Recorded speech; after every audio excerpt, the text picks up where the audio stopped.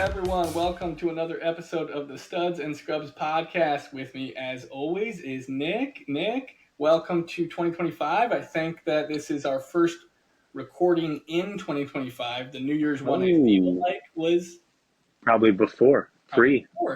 Yeah. And we had a brief, before I get into how you've been, how you're doing, we had a brief little hiatus where my baby turned 1. My family came down to visit, had a huge party. It was great.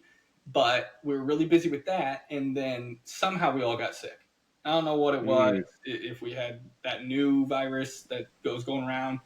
I can't remember what it's called, or what. COVID-24. Right.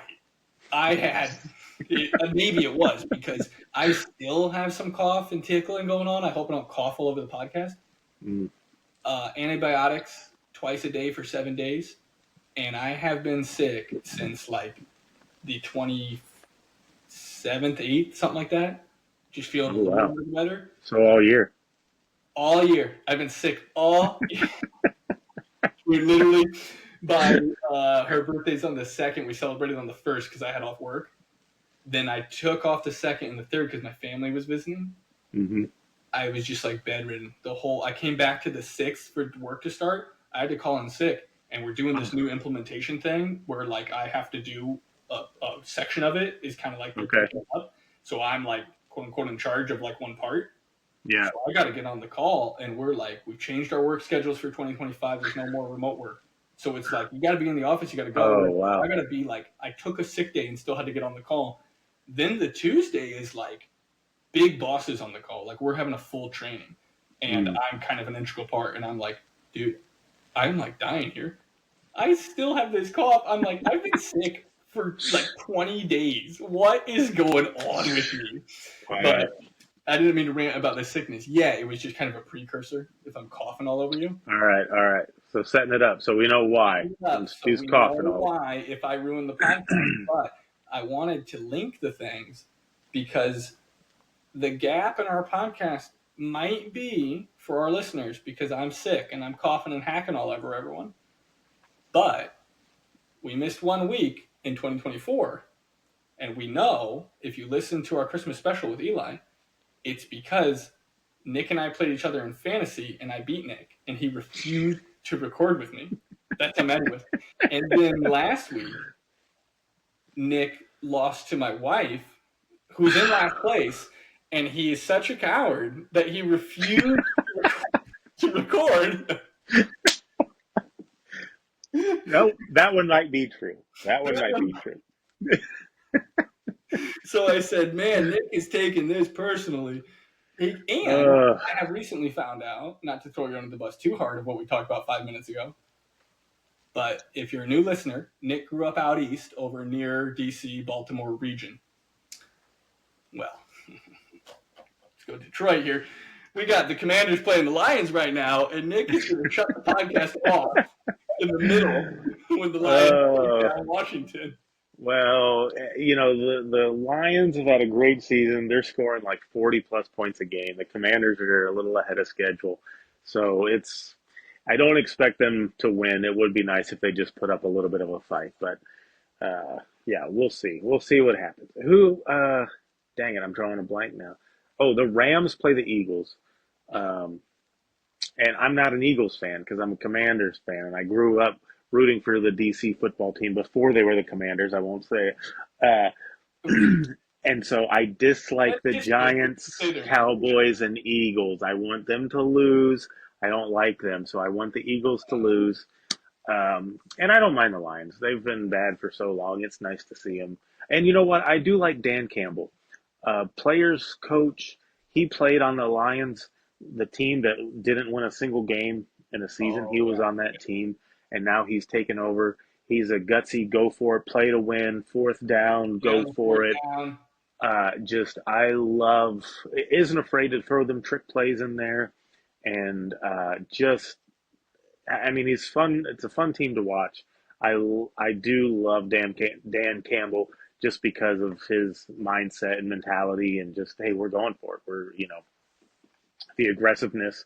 Yeah. And so I do like that. And I hope the Lions go far if they beat the Commanders. I'm really rooting for whoever wins this game to make it to the Super Bowl. Let's Right. just Yeah. say This that. is a Yeah. deciding factor here, Yeah. game. This So, is. but anyway, It would be the same, right, if we had a Red Wings Capitals playoff. uh, You know what? That's yes, a possibility. it could happen that they may meet in the playoffs. And actually, as a matter of It could fact, when happen in I round one, maybe. If the Capital, I mean, they're in first place. If the Capitals are in first, oh yeah, it could, it could. I didn't even think of that. But I would root for the Wings first and foremost, Better. I don't and want to turn then the pot off. uh, yeah. So, but if the Capitals aren't playing the Red Wings, they're my second team, and that is because when I was growing up, where I live, we went to Capitals games, Yeah. and but the guy that got me into hockey was from Michigan. He's a big Red Wings fan. Shout out, Pastor Brian. Um, so he was a big Wings fan, and so we would go watch games at his house. Red Wings games, play video games. We're always the Red Wings, Shanahan, Iserman, Fedorov, Lidstrom, the heyday. And it was actually that year, the Capitals, it was 98. So Caps, Pens, if you It's all turn right. around on your wall, You know what's funny is I forget that they somewhere. played the Caps Yes. that year because I always think of the really famous Constantino. Yes, yeah. So he was actually him and one of his buddies. They went and they scalped tickets for that game, and they were at that game Oh, really? Wow. I because it don't happened in remember DC. that part of the story. That's awesome. Yeah. And so the one guy was like, "You went," and like he's a Caps fan, and the Wings were up 3-0, and so it was like, "Did you pay that much for Stanley Cup tickets at the time?" And he's a single guy, bachelor at the time, so he could, he's like, yeah. He's like, I either get to see my second favorite team win the Stanley Cup, or I get to see my favorite team win a game in the Stanley Cup Finals. He's like, Right. win-win. So, yeah, so they were actually there, and so I kind of got away with it because I felt like the Wings were my Western Conference team, Caps the Eastern Conference team. No harm, no foul. But now Wings are in the East, so it's a little trickier. But You're definitely allowed an yeah, East and West for sure. I think that's fine. I think that's And fine. now we're getting so old. It's like, well, back in my day, the Red Wings were the West, but that's part of the reason I would justify when you were a Caps fan and we met and first became friends. We've talked about on the pod. I think my younger brother Miles was so obsessed with Ovechkin that he treated like an Ovechkin fan more than more than a Caps fan. You're right. Soccer people, right? Like I just follow Messi, those type of people. Right. And that's how he was, especially when did he first play? 04? His rookie year would have been the lockout season, Which so was 04, 05. Okay, so then he played next. So Miles is only 12 years old when he's a rookie. So he's like, he's my guy, right? But all that to say that I'm kind of like, I wasn't on the bandwagon of the Caps with you guys at first. In fact, I don't even know if you remember this, but when the Caps beat the Rangers to go, I wanted the Rangers to win because I was always kind of rooting for Lundqvist to win. Lundqvist, you're a goalie. And not only am I goalie, but right, it's like Price and Lundqvist and a couple of them. It's like, dude, you got to get one. Of course, Ovechkin needs one too, but I'm like a goalie. And they lost to LA, right, in 14 or something, or 12, one of those, where the Rangers were like, quote unquote, yes. It was this. I think 14.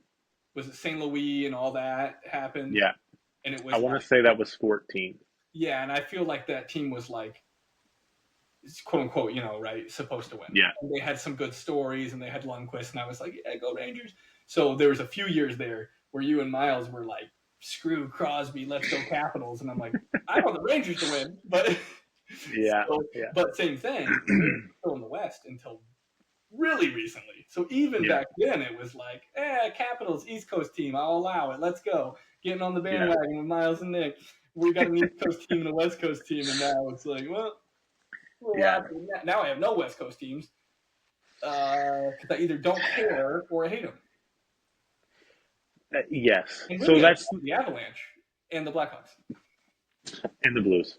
And the Blues, I'll but throw the that's Blues in more there. of a. I hate the Blues because it's the only place I ever saw games. 90% of the games I've ever seen was in St. Louis, Yeah, and we would 90% of the time only go watch the Red Wings.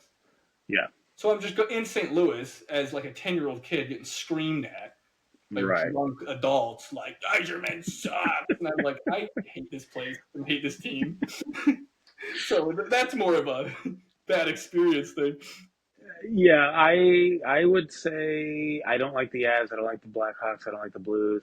If I had to pick a West team now, the funny thing is, like, I've uh, Nashville's kind of become a bigger part of my life with like following comedians and doing things and going there, and it's a fun city. That's Um, you rocking that? I'm well, yeah. So I ran a Spartan race in Nashville in October, so this is my Nice. hoodie from there. But Nick's I got a still Rangers thing back here. Nick's got 17 teams on his wall. Wayne Wayne Gretzky, Ovechkin, the Wings, and Nashville. um, but yeah, so but the Predators and Red Wings played so often in the playoffs when the Wings were in the West that You think it'd be a rivalry, but I was kind of I never I was like "Urgh," because they always played them hard. They never had they were just a better not a better team, but they just played team hockey so well. They never had like that superstar right. when they were playing the Wings in the playoffs. I know they had Shea Weber and Subban later and all that stuff, but it was just like they were. It was just like the mid 2000s Oilers when they upset the Red Wings. It was like you guys aren't better; you're just playing better. Right. I just anyway. It's like So I Race fans. No, we're still the yeah best team. Well, you haven't won. That doesn't right count. We're yeah. still better than you. So Nashville, I could see maybe kind of becoming it's like it's fun to go to games there, but yeah, I don't know that I would say that I have a West team necessarily. Minnesota's kind of fun. Yeah, Um, especially this year. Like I wanted to root for Minnesota way back when they had Rolison and stuff like that. oh yeah, yeah. They might have even had a 3-0 deficit comeback one year and I'm stuff like not. that. When Yeah, Parisi they might have. there, I mean, it was I know that they upset the Avs in the playoffs. I believe it was Patrick Ross last season, um, just great. and so they beat them. But yeah, I would say I don't know that I have a Yeah, I don't think so either. I kind of like the Kings right now. They're just kind of. I yeah. enjoyed the Kings when everyone else hated them because Mm. we lived in Illinois and the Blackhawks kept. Oh yeah, So when yeah. the Kings won, It was a nice break. I don't have to deal with it because nobody's Yeah. a Kings fan. Despite the local youth hockey team being the Kings. Well, that's true. Yeah. Okay, you know how sidetrack how they have, I assume, the black and white, right? They look exactly like the Kings, or no? Yes, they're actually the Kings now instead of the Colorado Avalanche / That's Kings what I was like going when to you say. played. Yeah. Back before I played, before I was born, they had the sick purple and gold Kings. Oh So the yes. Yeah, Springfield yeah. Kings local team was established, I think, with those colors. The purple and Hmm. gold were just ripping right off of LA, Yeah. right? And then I don't know if they ever had the black and shiny silver or the black and white of Gretzky. But then when I started playing in the early 90s and my older brother, they're full blown direct copycat prints of the Colorado Avalanche. Yes. Springfield Kings, big crown, Avalanche. Yeah. So every single, whatever, 4 times a week of my youth, from 6 years old till like 13, I had to go to the ice rink and watch on TV the two best teams in the league are the Avalanche and the Red Wings, diehard Red Wings fan, watching Yeah. all that, and then I'm going to the rink wearing their colors. And I've got no choice. You don't play Yeah. or you wear Avalanche colors. Yeah. It sucked. I hated it. And thank goodness it wasn't 33, but you don't get to pick your numbers a lot of times. Oh. So the only Yeah. goalie numbers are 1 and 30. Yeah. So I'm Oof. out here with like a number 30 Avalanche goalie jersey on. I'm like, this is, I'm living out a nightmare.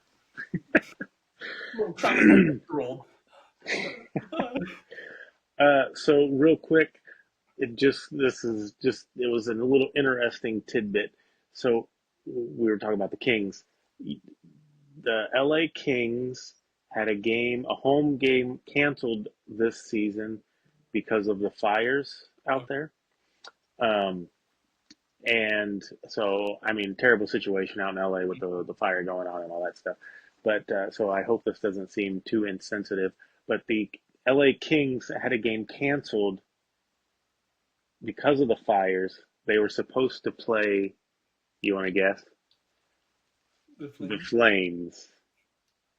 Earlier this year, earlier this year, the Tampa Bay Lightning had a game postponed because of a Hurricane. hurricane. And who were they supposed to play? The Hurricane. The Hurricanes. Okay. Confirmation. We Isn't live in that a crazy? simulation. We have figured it out. This is like that movie. What's that movie called where he lives in a TV show? The Truman The Show? Truman Show. This is not a Yes. podcast, dude. We're in a script. We know. Okay. Yeah. The Lions just went down 10-7. They're going to come back and win late. This is all Okay. scripted. All right. Yep. Yep. The Avalanche are going to get canceled for a blizzard soon. Oh, yeah. This is Okay. all the other things. So, I feel like we're off topic, but we are talking hockey. The Kings is a good segue for the Todd McCullough update because we talked about that in the last pod. I thought you were going to say Martin Luther King. Ooh, nice. That's smooth, but also a dad joke. That's a combo. Okay. Yep. Let's go back. Circle back. So Red it's Wings. Todd McClellan. It's Saturday the 18th. So MLK Saturday Day the coming up. 18th. There you go. The Kings. Yes. We're talking about the Kings. Martin Luther King Day. Nice, smooth. No, I was going to talk about their former head coach Todd McCullough comes over to the Red Wings. We mentioned the last pod, but when we recorded was when they had a bad performance against the Maple Leafs and lost. Then they won 7 in a row. Kind of crapped the bed against the Sharks. And then gosh, that was terrible. Pummeled the Panthers. What was it, 5-2, 5-1? No, something like that, yeah. But they smacked them pretty good. And I don't know if Nick's watching or something, but they're getting annihilated by the Lightning. But I watched the last 5 minutes of the first period. It was 1-0 when I turned it off. So, which is why I can't turn the football game on, because the Lions will come back and start to win as soon as I do. We got to get some sort of mojo going here or something, because the Lightning scored again. So if the Red Wings, though, it's 5-1. I got Raymond in fantasy, so you know what? If they're not going to win, let's get Raymond the puck. There you go. Let's help me out. Anyways, so before we go into their hot streak and how that's going, I think it's a great bounce back. Side note, you probably should beat the Sharks, but then you go beat the Panthers. It's nice. They're not dead in the water. It was a good response. I mean, you should have won the game against the Sharks. Mm-hmm. That game was at home even, right? It was in Detroit. Yes, it was, because everyone kept. It was Jake Wallman's return to Detroit. Right, and everyone kind of kept talking about the easy schedule or easier. So, okay, let's see. Now they got to go play Florida, Tampa, and the Stars, and I think Philly. But, how good are they really? Is this just a bump from the new coach? We all know that they're not going to soar to the number one in the standings, but this is going to be a good test. And, of course, okay, well, you're kind of looking past the San Jose game. They're down 2 minutes into the game, 1-0. So it's all right, well, maybe you're too worried about Florida and the Lightning and the Stars. You forgot to put your skates on here. Yeah, it might have been a little bit of looking ahead. I mean, you got to win the games that you're supposed to win in that situation. So, but I mean, you do learn, so cliche, you learn more from losing than you do winning, but you don't want to lose those kinds of games. But, it was nice to see the Wings come back and still have some fight in them and, bounce back. And that's the thing. You're going to lose games. There's going to be nights where you're just off. The other team's better. Did the Sharks have a narrative of all right, let's win this one for Wallman? I don't know. Probably not. But they might have had some other motivation. The Wings. Maybe. Okay. Yeah, with Todd McClellan. Exactly. Yeah. Hey, let's show them. So it happens. You're gonna be better than it's just that's the nature of the game, of sports. Even the better team is gonna lose from time to time. Yeah. It just happens. So, but it's nice to see how they rebounded, Yeah. and yeah, I mean, it's going to be it's definitely been more good than bad since he's taken over. So I'm not worried about it. I think he's shot a little bit of life into the team, rejuvenated them some. Those guys are playing a little looser. It seems like they're kind of responding to his coaching and stuff. So, I mean, I think it's uh, overall good sign. Yeah. Bad loss, but I'm not worried about it really. Yeah, and honestly, like, you haven't had a ton to be excited about or happy about as a Red Wings fan this year. So, Yeah. yes, a 7-game win streak is a bit of an outlier that you think, okay, they are right on the bubble of a playoff spot. They're right in the hunt, but there's 6 teams right in the hunt or whatever. Yeah. Because just like earlier, it's like, okay, the Wings are playing horrible. Well, so are whoever, the Bruins, the Sabres, the Senators. Like, then the Red Wings win 7 in a row. Well, don't look now, but the Canadians went like 8-3 or something. Mm, So it's like, yeah. okay, well, now we're all canceling each other out. Yeah. So it's great that the Wings are doing good, but it's also like, okay, you just won 7 games in a row and you're not in a playoff spot. Yeah.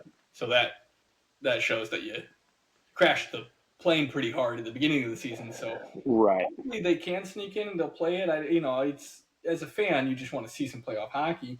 Yeah. But then it's always like finishing 9th or 10th sucks. Like, you might as It well finish does. last, get you that draft pick. It does. Yeah. I was thinking about this the other day though. Um, so it would be nice for the Wings to just sneak into the playoffs, be a wild card team. Um, yeah, even if they're the last team in, Mhm. get those guys some playoff experience. The team that was the last in the East last year, that was a boring team to watch. That got swept by the Rangers, right? The Capitals. Now look at them this year. Yeah. I know they made some moves in the offseason, but you know, you can turn things around. A team can be a bubble team one year and then come out and be a top team the next. They just get a fresh start or a little bit of youth injected into them, a new coach, like the Wings have. Who knows what can happen? Who knows to make it a destination again, right? We've talked about Yeah, that before too, where it's like, okay, the Wings aren't overnight going to be everyone's top team, right? Like, yeah, the good example, a lot of people have said it before, is like for years and years and years, Edmonton is probably on players no trade list. It's yeah, freezing cold and they're bad. And even though it's a big city, it's like it ain't Chicago, LA, whatever. right. Why would I want to go up there and freeze to death and lose 50 games? That sounds horrible. Okay, well, now they're 1 goal away from a Stanley Cup, and people are saying, "Ooh, hold on, just a second." Especially if you're a third or fourth liner, you want to go in Yeah, and be a piece of the cog for whatever the Flames and kind of help them rebuild, and maybe you can help turn their season around and play pretty good. Or do you want to go be on the fourth line with McDavid sitting there going, "Man, I might win a Stanley Cup yeah, going out here and playing 8 minutes all of playoffs and get myself right. a ring." You know what I mean? And so for the Wings not really being there yet, it's like you said with the Caps, you never know. There's a couple of trades that maybe they're sneaking in, maybe they're not. Maybe some people like Kane want to be traded and try to make a run with a different team. I'm sure that he's not asking out, or we probably hear about it in the news a little bit. But when you're getting close to the trade deadline, if some contender is saying, you know what, Patrick Kane on our power play on our line 3, of a Vegas, a Avalanche, Edmonton, one of these type of teams that can afford him, Yeah, Toronto, whatever, Panthers. It's like, you never know how quickly the things can change for the Red Wings with a couple roster spots, some money. Is it 1 year? Is it 5 years? Right. You never And know. I think this offseason will definitely be kind of an interesting one to watch. Are we going to have to overpay for maybe a free agent to come there? You know, you're not getting that discount of veteran guys coming there just because they want to win a cup and they'll take a pay cut. Right. So, are we going to have to overpay for someone? I don't know, but sometimes it's maybe worth it because then it's going to start uh, taking your team in a different direction, or maybe that's, uh, it's just I don't know. I'd be okay with them. You obviously don't want to get stuck with bad contracts, guys with no trade clauses, all that stuff, because then it handcuffs you. We've seen that as a Red Wings organization. Yeah. Um, but if it's a short term, if it's a 2 or 3 year deal that you overpay someone for, okay, maybe it's worth the gamble.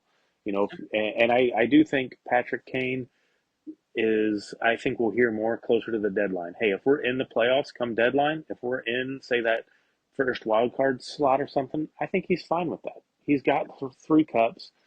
He's already arguably one of the greatest American born players ever. So, he just wants to have fun, play hockey, do his thing. So, but if they're out of the playoffs, maybe they do move him. Maybe he does say, "Hey, I want to be a part of a playoff team again." So maybe the Wings do trade him. But I think we'll see that a little bit closer to the trade deadline, see what happens, and then it will be interesting to see, depending on how far, if the Wings make the playoffs, if they're out, how far they go or how far out they are, what Iserman does. But I think this offseason will be a big one for Iserman as far as like, okay, we've got some young pieces, Raymond, Sider, Larkin's locked up, Kosa, that goalie's coming up. Um, now we got a ton of prospects. We need to bring someone up, but we also need to make a big splash. And Yeah. how do we make a big splash? It's probably going to be overpaying for somebody, Yeah. honestly, because no one's coming here for a discount thinking that it's an automatic cup. Darian Hatcher, Daniel Alfredson, Mike Modano, and I know some of those guys didn't get a cup then, but Hasek, Yeah. Hall, Robitaille 20 years ago, they all went to Detroit because guess what? They were all Hall of Famers. Hall did have a Stanley Cup, but Hasek, Robitaille did not. They wanted to win, They so they want were to willing to take a pay cut to do win. that. 100%. And it's one of those things where, like, if you're just making up, kind of your dream situation, it's like if you're Eichmann right now, you probably have to be on the phone a lot asking about the Vancouver situation, right? To Yeah. me, I was saying on the pod that we had Eli on. I personally think Pedersen is the no-brainer over Miller. I know JT Miller is the guy for. I've heard that Rangers are really in on him. To me, that makes Mm-hmm. sense. Going to the Yeah. Rangers, the Rangers should be a contender, and they're in the basement. Yeah. They need somebody on their roster, a player, to get in Zibanejad's face like how McKinnon does. I'm taking away your Snickers and your Red Bull. Everyone's going to get on the bike and start eating kale, and you're Yeah. all going, you all suck, you got to be better, and like just you're soft, you're weak, you don't, get your head out of your butt, and screaming at them. The Mm-hmm. Rangers could all of a sudden be like, oh yeah, we won the President's Trophy last year, like we can still get in. Right. But as a long term thing, my personal opinion is if you could only have one person, or if you were the Canucks, like it's Pedersen for me. Not only is he younger, but it's like this guy's going Yeah. to get 100 points, like a lot. Yeah. I think. I mean, this is like a Jack Hughes situation. This guy's going to be 90 to 115, 20 points his whole Yeah. entire career, and it's like the Red Wings don't really have anyone that they could just, hey, would you take Andrew Kopp 1-for-1? But Right. it's like one thing I was listening to something, and it was just like talking about how the Red Wings have so many goalies that it's crazy, right? Mm. Not that they're all superstars, but it's like you have 4 goalies, I think, Talbot, Lyon, Campbell, and Husso, So who are all legitimate NHL caliber goalies, even if they're yeah. not. amazing. And at the beginning of the year, Talbot was in like, the top 10 goalies. So it's like you can afford to lose one or two or three of them. If you're the Red Wings trying to sneak into a wild card, or maybe you miss out this year, if Kosa's as good as he says, and I can't think of his name, but there is another goalie in the pipeline who's even younger than Kosa that they said is like just as good. So you're looking at a, Swayman Olmark Boston situation, fingers crossed, in 3 years, 5 years. So Right. if that's the Red Wings prospect pool, then you're saying somebody made the pitch basically of like you got to lose one young superstar or potential superstar, probably Casper, right? Marco Casper is supposed to be the next guy for the Wings. So you got Sider, Raymond, Larkin, and Casper's probably trying to move into that echelon, and he's doing really well so far. But it's like if you had to give up someone like him, probably over Edmondson, in my opinion, just the big giant D that move the puck well like Sider and Edmondson, you kind of got two unicorns there. You probably have to try to keep both of them. But if you gave up a huge prospect like Casper, and you gave up a first round pick, and then you threw over a serviceable goalie because Demko's always hurt, you can have whoever you want, Talbot, Husso, Campbell, Lyon. So you want Talbot and Casper and a first round pick. And we'll take Elias Pettersson and 100% of his contract. Now I'm saying I personally would take that all day long. Yeah. Losing young talent, losing your starting goalie, and losing next year's draft pick, which is going to be high, probably. Yeah. And the way the Wings work, that draft pick isn't going to be, yes, it might be valuable, but whoever you draft isn't going to be NHL ready, probably. Probably not. And what I've heard from next draft is there's one or two amazing players. Yeah. And then it's kind of a mediocre year. So I can't think of his name. But if you've got the number 1 pick, you're awesome. If you've got the number 2 pick, you're probably awesome. 3 through 400 are like, eh. So, right. You know what? It's like, now I'm not saying that, hey, Stevie, let me call Vancouver and get the deal done. But I'm thinking if there's any way possible to get somebody of Pedersen's caliber to the Red Wings. I think you got to pull the trigger. You got to pull the trigger. And to me, it's like only Larkin, Raymond, and Snyder. Those are my only 3 personally. The Cat and people like that I wish would stay around for a while. And Edmondson seems like maybe you don't want to lose a D that big and that good, who's that young. And Kosa you probably don't want to get rid of. But it's like there's really only 3 untouchables in my mind. Yeah, for sure. In this unicorn scenario, you give up whatever the hell they want and overpay to try to get someone of Pedersen's caliber. If you get someone of Pedersen's caliber and you sneak into the playoffs and you do okay, I think that the Wings could potentially win a round 1 unless they have to play. For me, it's the Panthers and the Maple Leafs. And that makes your team more attractive in the offseason. Now you go overpay and say, hey, Mitchie Marner, heard you don't like the Maple Leafs. Blank check, baby. I don't care. What do you want? You want $13 million? We'll pay you 16.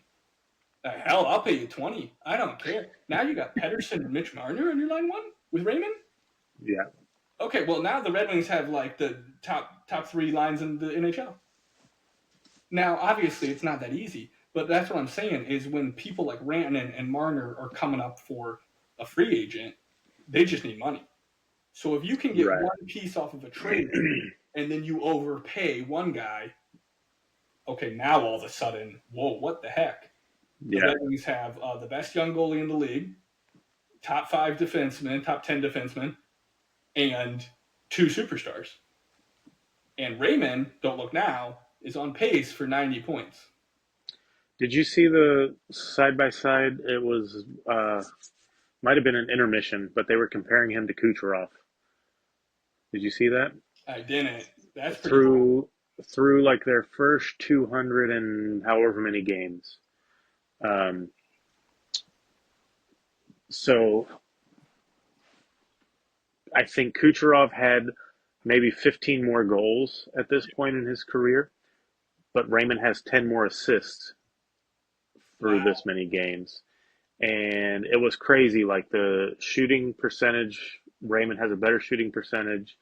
They have, I think they both have like the same 76 power play points or something. Like they're That's kind of pretty close. Like I said, Kucherov had more goals at this point, 15, 17 more goals at this point. But like other than that, they're on a very much similar. better team.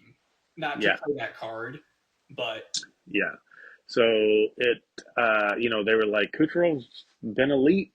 Raymond's hoping to get there, so it's like, okay, the projection's looking pretty good for Raymond. Like we still haven't seen his best years. I agree 100%. I heard somebody say the other day, like, oh, people used to ask, do you think Raymond could be a 100-point player? And even now they were kind of debating, like, maybe, question mark. But I'm thinking, 80, 90-point guy is where you're at. And I'm sitting here Yeah, like, he's pretty young. I yeah, mean, everyone's looking at, and I know Raymond's not quite as, like, dominant as, like, a Jack Hughes of where he just grabs the puck and takes over the game, kind of like a right. Kucherov or a, McDavid a little bit. But it's like point production wise, nobody ever would say like, "Hey, do you think Jack Hughes could ever get 100 points?" Everyone's saying, "Of course he will. He will his whole career." Yeah, Well, okay, because he got 90 twice. 90, he got 99, so it's fair. I think he will also. yeah, But then people look at Raymond and they're kind of, maybe 70, 80 points, and it's like, why, why the doubt? When he yeah, is so young on this trajectory, like I would have never thought of that, to be honest. Like, okay, Raymond to me is like a super stud who's lived up to the expectations and will, if not already, be a superstar in this league. I wouldn't pick Kucherov as a comparable, yeah, but that's because Kucherov's been putting up 120 points for 5 years or whatever. yeah, What did he do? 140, 150 or something crazy. It's like, so just because Raymond's not there yet, okay, yeah. well, Doesn't mean he's not going to get Larkin, there. he's never had Point and Stamkos and Gensel and whoever else on his line all the time. So Yeah, you never know. It could be. But yeah, so my dream scenario is give them everybody to get Pedersen and then tell the Illich family to get their checkbooks out and let every single person on the team walk, lose every single contract, and then hire Marner or Rannon. Let's go. That would be the dream scenario. I don't think that it's that fast, but remember when Iserman blew up a tiny bit in the media of like, yeah, we're not exactly where we wanted to be. We should be competing for a wild card. We thought that the rebuild would be faster than it is. Like, if you've got any yeah, ideas, let me know because we're not just sitting around sitting on our hands. We're trying, right. and it's like Yeah, of those type of pieces. It's like almost a Crosby Malkin double draft, right? All of a sudden it changes the trajectory of your whole organization.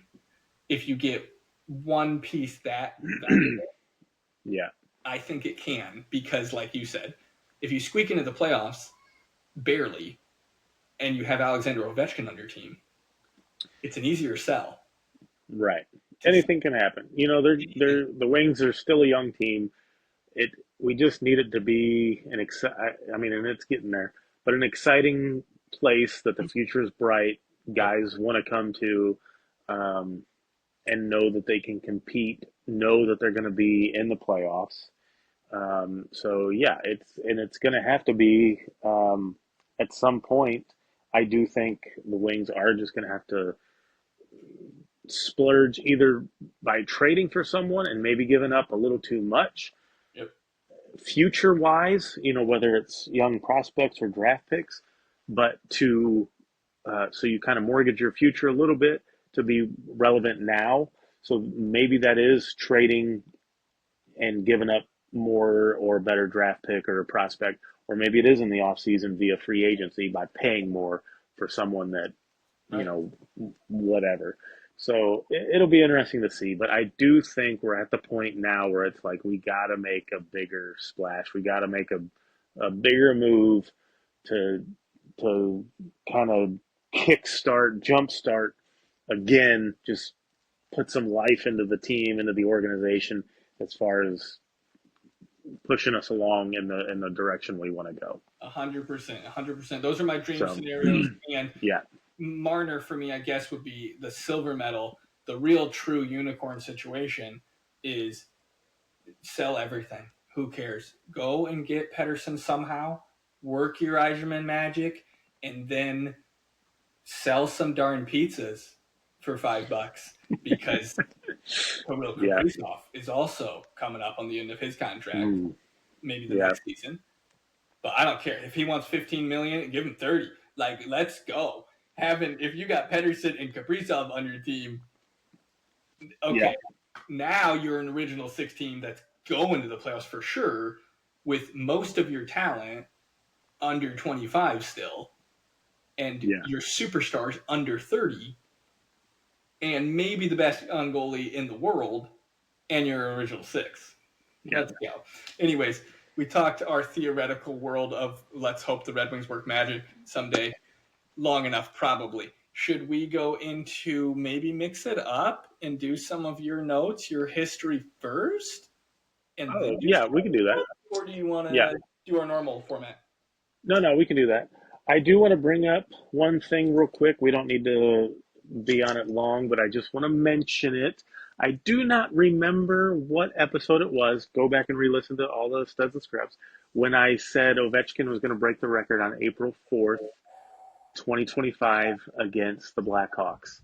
I saw a thing. I think I sent it to you. Written down. At his current pace, he will break the record the game before that if he continues at his current goals per game pace for the season, which still would be, I think, like April 2nd maybe, against the Hurricanes in Carolina.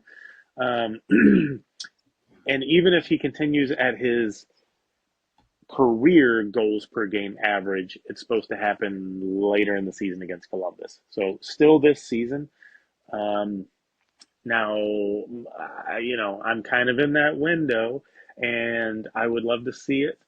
I still think that when he gets closer, it's going to be just when you're within single digits. I mean, it's just going to be so hard. Every shot he's going to be trying to, you can't break the record every shot, but you're getting that pressure. The pressure's mounting. You just want to get it over with. You just want to break it so that it's, guys, we're going to be tuning in to the Caps power play when he's within striking distance. It's just going to be crazy. And so I do think the pressure is going to mount, and he'll go through a little bit of a dry spell before he gets back on track. Unfortunately, I think some of those are going to be empty net goals. I hope he doesn't break the record with an empty net goal. I still count, and he says, but people are just going to. He's like, it's not, yes, there's no goalie, but we're playing a man short, which I do think there's something to that. You can still shoot from the blue line and, but it is a little harder. You're out there, you essentially are scoring shorthanded, but the net is empty, whatever. Yes.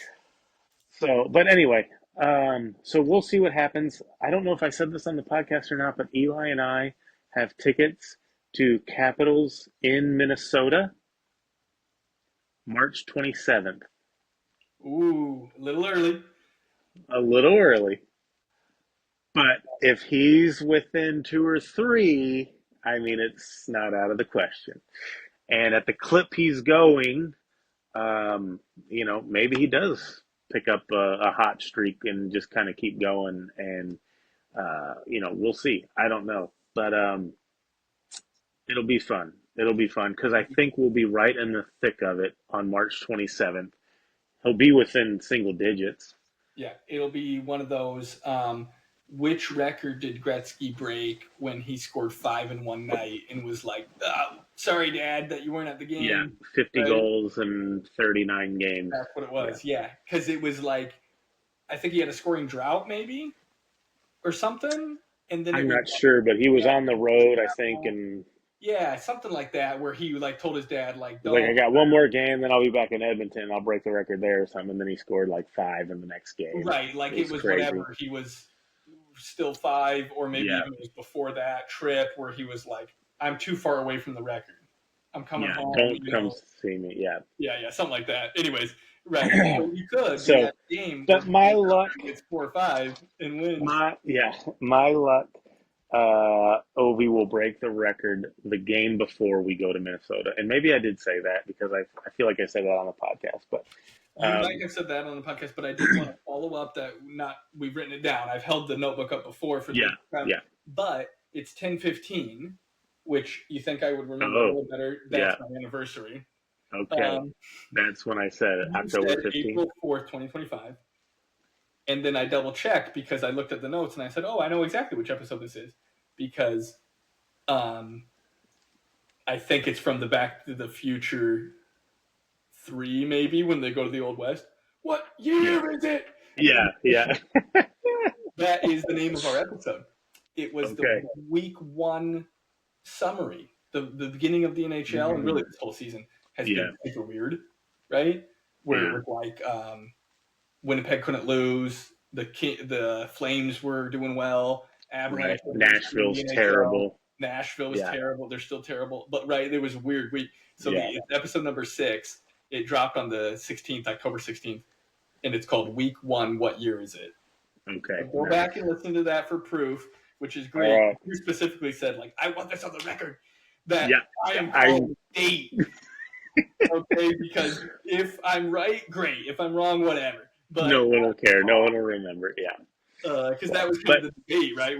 Will it happen this season? I don't know. He's getting older. He didn't do that well last year, but he got 30, and then just he went on a tear. Yeah. And you might have even said it before that. Actually, I wrote it down, so I feel like that's when you said it on the pod. Probably, yeah. But we did our Metropolitan Division breakdown before, and we had problems recording. Remember? So some of those we recorded 4 times, or parts of them, and it was I don't remember which version. Well, it's our final. Either way, it was back in October. I picked my date, so we'll see if that comes to fruition. Let's speak that into the universe for March 27th. Get out. It would be awesome. And honestly, if he's if he hasn't broken the record, here's what I'm kind of hoping for too. It'd be awesome to see him break the record.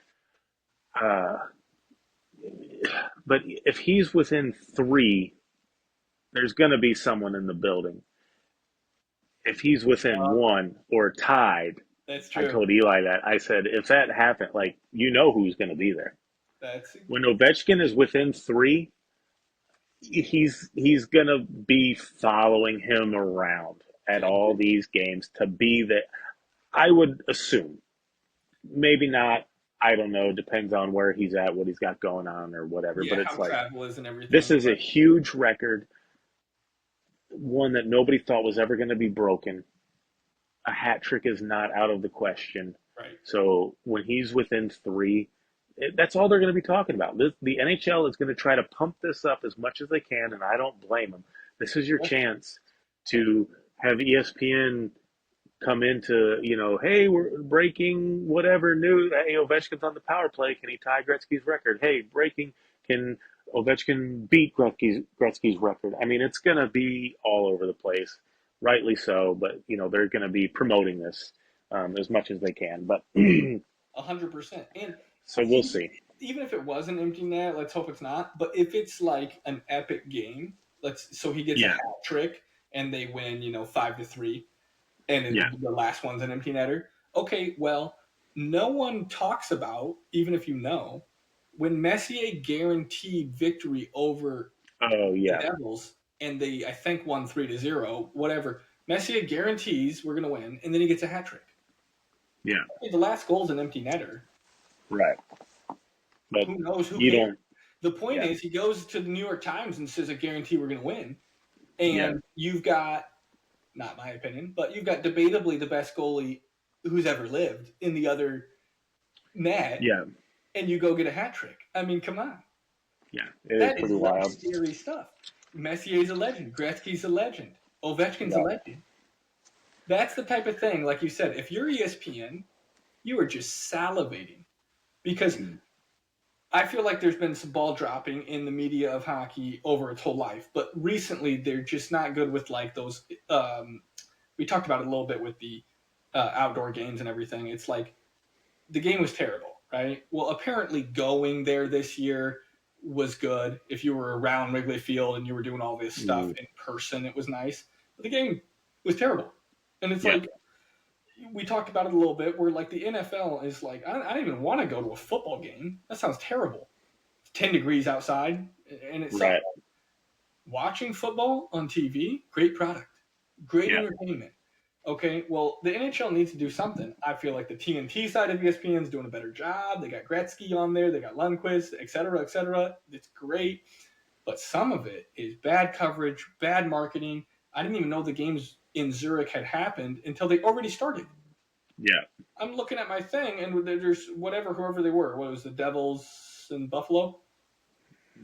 Buffalo like starts Something the year like that, 0-3, and banner hasn't even been risen yet in Florida, and like I've missed the first 3 games of the year, and I'm like, I didn't even know they started. And I watch and follow fantasy every single day. I log into the fantasy app and check scores of hockey. Like, I'm not a fan that tunes in May to see if my local team made the playoffs. You know, it's the Lightning good. Let me see if there's tickets on sale. You know what I mean? Yeah. So they got to do something better. And the rambling is just to say, if you're ESPN, you are foaming at the mouth for a chance to have the highlight reel of Ovechkin breaking the record, and more perfectly, some sort of hat trick, some sort of epic, that one-timer from the point, the ideal Russian machine crashing in the net with the amazing shot. Like, you want that on loop for the next 40 years to own the rights to that. Because the best thing by far hockey has done with the media in a long time is owned by Amazon. The Amazon behind-the-scenes thing, with all that drama and McDavid and all that, right? You watched all that? It's like, dude, you have the rights to the league, and a new competitor, one of the biggest companies on the planet, is kicking your butt in the media. Yeah. And they're buying their way into hockey. They broadcast one of the teams. Like every local game is free on Amazon Prime for somebody, Seattle or somebody. I don't know. They have the local rights of one of the teams. Okay. And it's like, dude, you do not want someone with $100 billion coming in and saying, right. And that might be another thing too, because it is kind of hard. I remember when Barry Bonds was going to break, the home run record. Yeah. They're tuning in, ESPN, Fox, whoever's broadcasting these games. Forget your game. When Barry Bonds is up to bat, that's what they're showing you. They're zooming out. Boom, we're tuning into this game to see this at bat, and then we're taking you back to your game. Yeah. It might be a little harder for hockey. Power plays, obviously Ovechkin is going to be out there, but maybe that's something that the league does or ESPN does. Hey, Ovechkin's within 3. Okay, ESPN, we're going to start broadcasting every game, every Caps game until he finally breaks the record then. Yeah. So who knows what'll happen, but I do think that it's going to be, a big deal. They're going to try to make it a big deal. They should, this is, we're talking beating Gretzky's record, something that nobody thought was ever going to happen, that no one will think anyone will break Ovechkin's record, so who knows how long this record is going to stand or will stand or whatever. But this is a once in a lifetime opportunity. You can't squander it. They're going to try to milk it for all it's worth, and I don't blame them.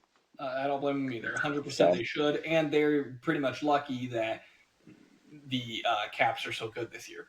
So if they were a terrible team, that'd be awful. Hard, and everyone thought that, right? I think I was guilty of that. Everyone thought that. After some of their free agency trades, like we mentioned this on the pod, when we picked our teams, I don't think you and I, either one of us, picked the Caps. I don't think I had the Caps making the playoffs. And it was like maybe a bubble team, but I don't think so. And we might have probably were voting with our hearts a little bit because the Red Wings lose on the technicalities. So this year they're going to be better. They're going to win. And it's like, if you look at the rosters, it's like, okay, well, the Red Wings didn't make very many moves. They added people like Tarasenko past their prime. They might do okay, but they're going to be similar. And then you look at the Cap moves, and it's like, man, they made 4 or 5 moves that were like good. Like, these are good players. This team is way better on paper. So even though we didn't pick them to make the playoffs, it's like if you're just an analyst with no skin in the game reading the names, it's like, Caps are going to be better than they were, and they did make the playoffs last year. So everyone was kind of saying they're just chasing the goal record, and it's like, I feel like you're not really looking at these trades because their free agency was really good last summer. So, anyways, digress about that. But all right, I'll get to the. That was just my little Ovi rant there. I know we wanted it on the record. By the way, there's 20 seconds left. Wings have officially been hammered by the Lightning 5-1. Okay. As the clock's running out here. Don't look now, by the way, but if you want to watch a game live, Commanders. I was going to say the Golden Knights and Blackhawks are tied 3-3. Oh, looks like really? Okay. 31-21. Commanders over Lions. And it's not even halftime, right? Or is halftime maybe? That's a high-scoring game. That's on 100 points. It's like the NBA. Yeah, I love it. Well, they get 100 points each. So. Right. Okay, so moving on to NHL. Nick's history lesson. Okay, so Monday is Martin Luther King Jr. Day, so I thought, I'd kind of tie into that a little bit. Mm-hmm. And I feel like a lot of people know this guy's name, but maybe don't know a lot of the backstory. I know I didn't. So I'm going to talk about the Jackie Robinson of hockey. Do you know who broke the color barrier, Stu? I believe. Not to put you on the spot. Well, Jackie Robinson, I think, might have been the first in any sport, ? Not sure. But in hockey, I believe it was Willie O'Ree. Yes, Willie O'Ree. Bruins, and I don't know if he might be older than Jackie Robinson, actually, now that I'm thinking about it. Ooh, I don't think so. No. Okay, no. Yeah, as a matter of fact, I know that he's not older than Jackie Robinson. Okay, my bad. Willie O'Ree, yes, is considered the Jackie Robinson of hockey. Sorry, I didn't mean to interrupt you. No, you're good. Not to take anything away from Willie, because I don't know very much about him, but Jackie Robinson was also a first ballot Hall of Famer, incredible baseball player, where Willie O'Ree, I think, was more of a third liner type of a guy. Is that accurate to say? We'll get into that. Okay. So he was born in 1935 in Fredericton, New Brunswick, Canada. Parents Harry and Rosebud. He was the youngest of 9 kids. Oh, wow. His grandparents, this is a little interesting tidbit, his grandparents escaped slavery in the U.S. through the Underground Railroad. Made it to Canada. Makes sense, right? We learned about the Underground Railroad. Yeah. Slaves going north to Canada. Is the famous person, but there was a lot of people involved. Yes. Wow, his grandparents. His grandparents. In the 1860s? Wow. Yeah, I guess so, right? So it is pretty crazy to think about this. Well, he's the youngest of 9. He's the youngest of 9. Wow. His grandparents. So, I mean, his parents, he was born in 1935. So they're born in 1890. Maybe. And so then his grandparents were born, it doesn't say how old they were. Maybe they were kids with their mom or dad or something escaping them. Yeah, because when was the war? Was 65 was the civil? Yeah. Right.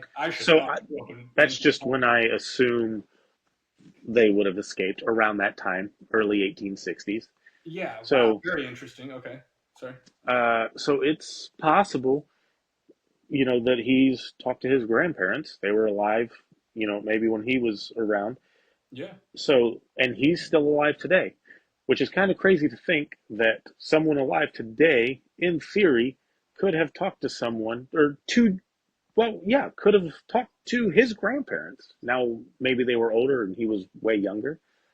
Yeah, and I mean, they might have passed, but most likely he knew his grandparents who were... Even if he didn't, I mean... One person removed from the Civil War, that's crazy. Yeah, because I think a lot of times in our head we think that it was so long ago, which it was. But it's really... I think of like the Revolutionary War, is whatever... 100 years earlier, in my mind, it's all a long time ago, Yeah. So either way, he for sure talked to his parents, and they talked to someone that directly escaped slavery through the Underground Railroad. So That's wild. very interesting. So anyway, grew up in New Brunswick. When he first was living there in his early years, I don't know how big New Brunswick or this Fredericton, New Brunswick city is, Probably but small, but in his early years, yes, I would imagine very small. There were only 2 black families in the city. oh wow. Um, he started skating at age 3 because Canada.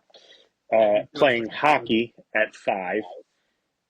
They had a backyard rink. He would skate to school, weather permitting, which everyone talks about walking uphill to school both ways, snow.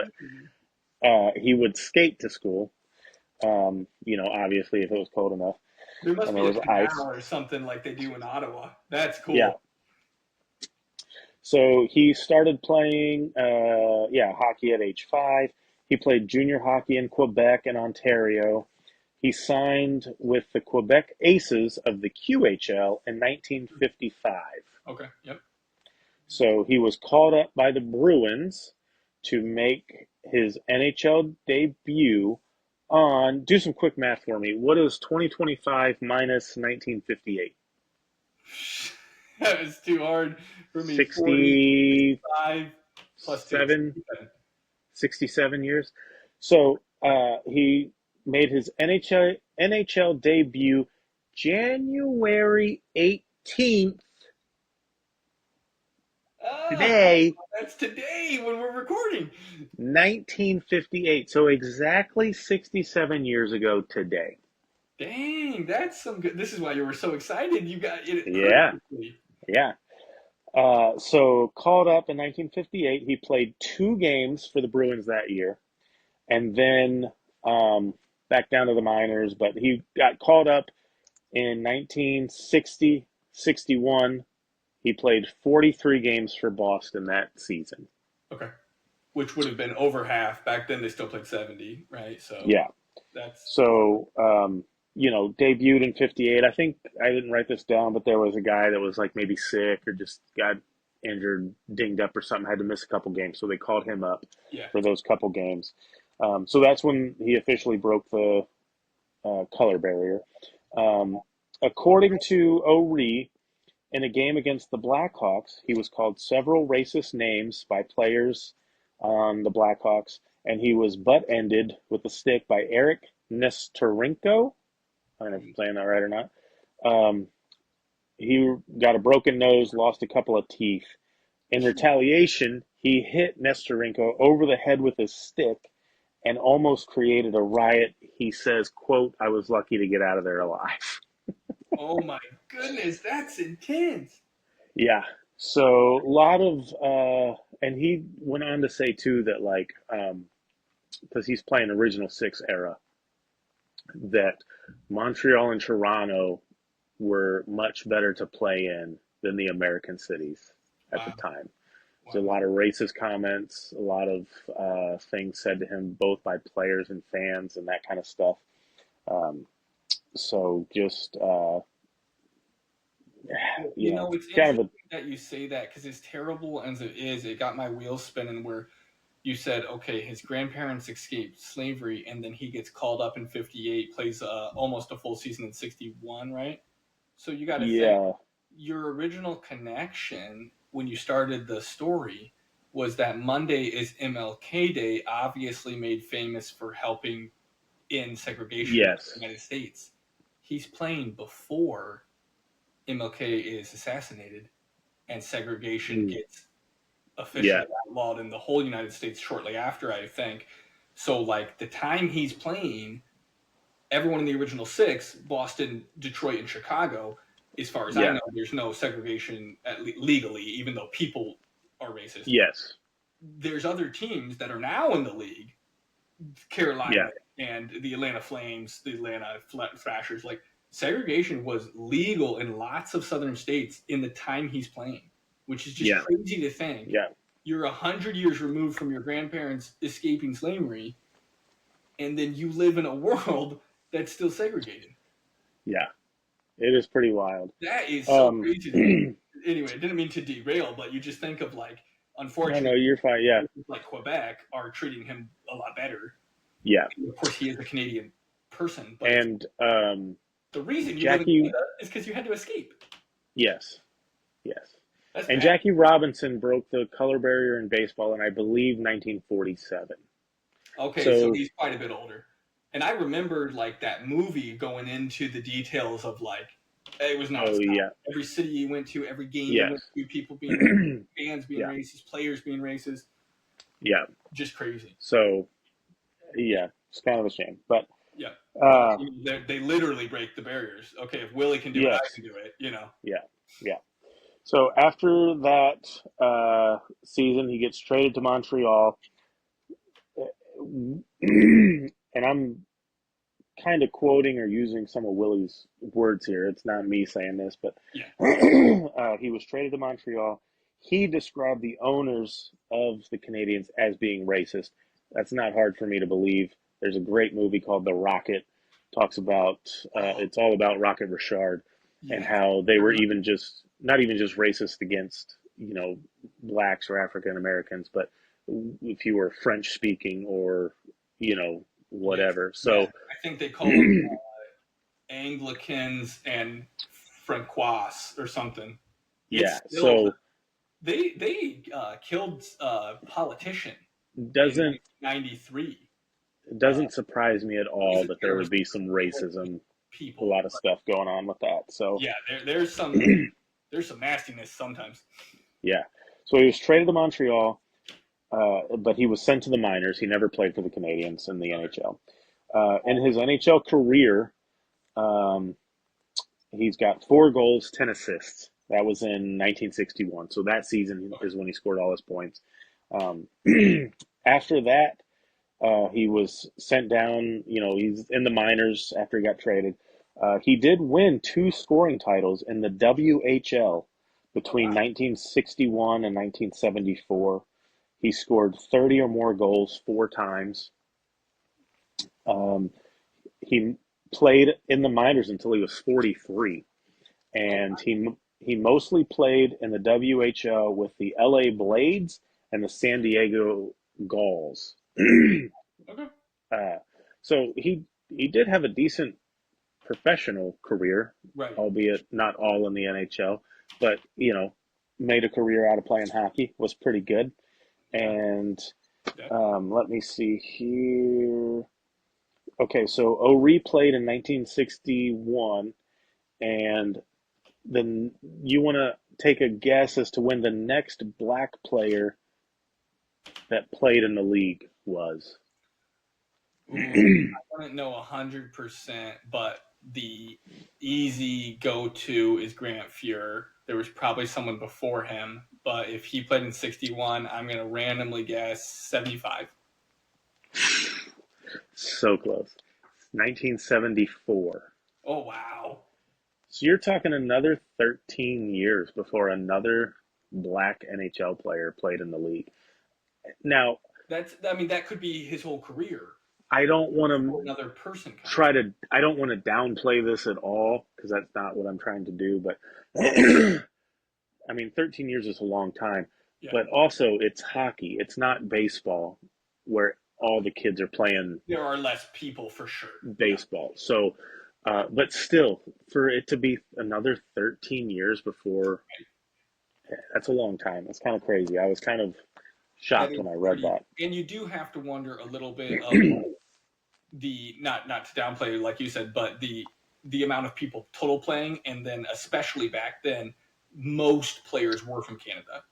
Yeah, So yeah, there aren't as many black people in Canada as there are in the United States. So that's right. probably a little bit into just compared to baseball. Right? There's just Yeah, so many Americans play baseball. sure. It's in especially the 20s, 30s, 40s, 50s. It's like no one's Yeah, playing. Not as many people are playing football, basketball. The NBA doesn't exist yet. right. Hockey is only in the Northeast, basically. So Yeah, there's a little bit of that going on as well. But 13 years is a big gap between just the second person, you know. right. Yes, yeah. And so it was actually a guy by the name of Mike Marson, and he was drafted by the Capitals. So by the time we get to the next, Willie O'Ree's playing original 6 era, it's not until Oh wow. The Were the whole Caps part of the expansion. original? When was that 71 expansion? They They had to. maybe were, yeah. I What think they the were part of that Flyers? The next group or something, but what? St. so Louis, the Flyers, the Capitals.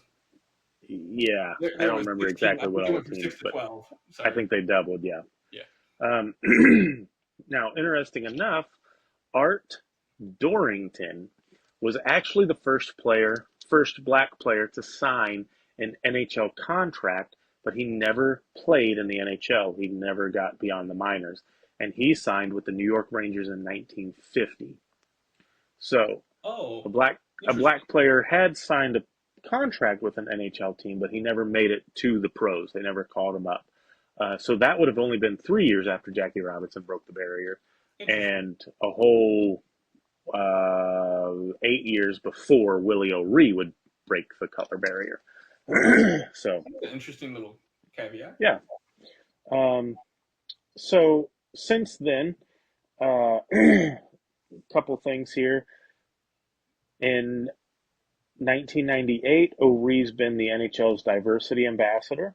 Hmm. And in 2017, 2018, they started the Willie O'Ree Community Hero Award to recognize an individual who, through the game of hockey, has positively impacted their community, culture, or society.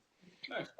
I meant to look up recipients of that, but I didn't have time today. But Mm. so they've really been kind of ramping it up here in the last 5 or so years of just him finally getting his due and some publicity and stuff. But and he's in the New Brunswick Sports Hall of Fame. He was inducted into that in 1984. There's a Sports Museum of New England at TD Garden. He's got an exhibit there where the Bruins and Celtics play. 2008, he was inducted into the San Diego Hall of Champions. Uh, he's received the Order of Canada, which is the highest civilian award for a Canadian citizen. Joel Ward, who played with the Sharks and the Yeah. Caps, um, hasn't played in a few years, but he says that the number 22 should be retired league wide, just like Jackie Robinson's Yeah. number 42 is retired league wide. And so Ward's last season, he actually wore the number 42 in honor of Jackie Robinson. I'm assuming probably because whatever team he was on, 22 was already taken, or else he would have wore 22 for Willie O'Ree. Yeah. But I can see how players would also, even cross sports wise, would just kind of look up to Jackie Robinson Yes.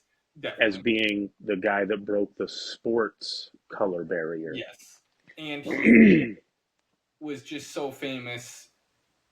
Kind of like I said Yeah, before, nothing and was against so good. O'Ree, but Was such a he was great so player, and good. He was yeah, baseball is a little bit unique because they had the whole league where I think before Jackie Robinson, black players were not allowed to be in the MLB, so they formed the no, they had their MLB, own league. Yes, and that league lasted a pretty long time, and they were very good. yes, there were a lot of players that It was came out of like that there that was are a lot of all-time players that were greats. good enough to be in Yes, the MLB, yeah, if we call that back then. But right, so that just 42 is just so iconic to this right, cause that it's yeah, like everybody knows that number. But yeah. anyway, um, um, okay, John Grizzlick. mhm. There was a player for the Bruins, a defenseman. I think his name was Matt Grizzlick Matt Grizzly. or That's something. when you Yeah, said Grizzly, I was like, wait a minute, I know. Yeah. John would be his father. He Okay. worked at TD Garden and was part of the changeover team going from basketball to hockey, concerts, whatever the stuff. Switching the arenas for So Celtics. he worked there. I don't know all the details of this little story, but I guess he found and saved an original number 22 jersey from O'Ree's 1961 season. I'm assuming he just didn't find it in a closet. It was probably like, hey, we got it stored back here in this box, or, Yeah. we got whatever. But he gave that to O'Ree. There was kind of a ceremony and different things for that. And in 2018, uh, Willie O'Ree was inducted into the Hockey Hall of Fame as a builder. So not as a player because of his great stats, but building the game of hockey, breaking the color barrier, everything that he's contributed to the game of hockey. Yeah, the community award and everything that is in his honor, right? Yeah. It is kind of a shame that it took till 2018 for that to happen. Yeah. And I don't know, why that is. Jackie Robinson was a better player in his sport than Willie O'Ree was in his sport, but it took Jackie Robinson, I think, less than 10 to get in the Hall of Fame after he was retired. Right. That's pretty long. And yeah, I know that it's the skill level of the sport, sure, but because I looked up the winners to see when you mentioned like okay, yeah, but I just was real quick. I was like, oh, I wonder if any Red Wings have won it. I'm gonna go look real quick, and then I just noticed that it started in 18. If you had already said that, I was like, that is really recent. I mean, we're talking about COVID-19, Stu being sick at the beginning of the podcast. It's like that's how new this is. And I wonder, boy, I don't want to get in trouble for saying anything, but that's right around. There was a lot of time, just a lot of stuff going on in the States with police brutality and Black Lives Matter and riots and different things. You got to wonder how much of it was because of that. Back on that too, there's some sensitivity around hockey with some of the, whether it's racism or it's like a very expensive sport, and there's some negative stereotypes around hockey, right, where it's this elitist kind of thing. I feel like somewhere around 2018 was also the Indigenous schools in Canada thing that came out. Okay. Remember that about like, there was this weird thing where the state Canadian government would pay to get the Native children to go to these schools, and most of them weren't treated well, and all this terrible dark history came out, and they had like the moments of silence. People wore the orange tape. I feel like that was around there too, and not to take anything away from O'Ree, but if you're the NHL, you are desperate for like something to pivot and look good. So you're just trying to promote that a little bit. Yeah. You know what I mean? And not that that's why they created it, but it's a bummer that it's like it should have been made in the 70s. It shouldn't have taken, I mean, we're talking 60 years after he played. 60 years. And what'd you say to Jackie Robinson was 10? Till he made the Hall of Fame, Hall of Fame, right. So, I mean, he was already... Willie O'Ree's essentially got to wait 60 years to get his due for what he did for his sport. And what is interesting, too, is he was inducted, I think you said New Brunswick in 1984. 84. New Brunswick. 84 was the New Brunswick Hall of Fame. Yes. Yeah. Your headphones went out. Okay, we had a little cutout there on our audio, but I think we're back to going. We were talking about the Willie O'Ree Community Hero Award and his legacy. Yeah. So, it's just a shame that it took 60 years for him to start getting credit. That, Jackie Robinson was in the Hall of Fame less than 10 years after he retired from baseball. And so, I mean, it just... Now, granted, bigger audience, it's baseball, it's not hockey, but still. But so... 60, I mean, if one took 10 and one took 20, it is what it is. But 60 is like, come on. Right. And we don't want to be negative, like we were saying before it cut out, but did this get brought to the light because the NHL was trying to look good? Yes. I wouldn't be shocked if that was part of the reason they started to highlight Willie O'Ree a little bit more, was because of the state of what the world was in, what the U.S. was going through. And you talk about 2018, go back and look up some of the stuff that was happening with racism and that kind of stuff. But I think the NHL was probably looking for a good story about something. So something that's positive, and they're trying to, and not to take away from Willie O'Ree, but I do think that there's legitimacy. And why did they suddenly be like, we need to honor this hero of hockey? You should have already honored him. and you're just trying to desperately remove yourself from bad things that are happening with racism.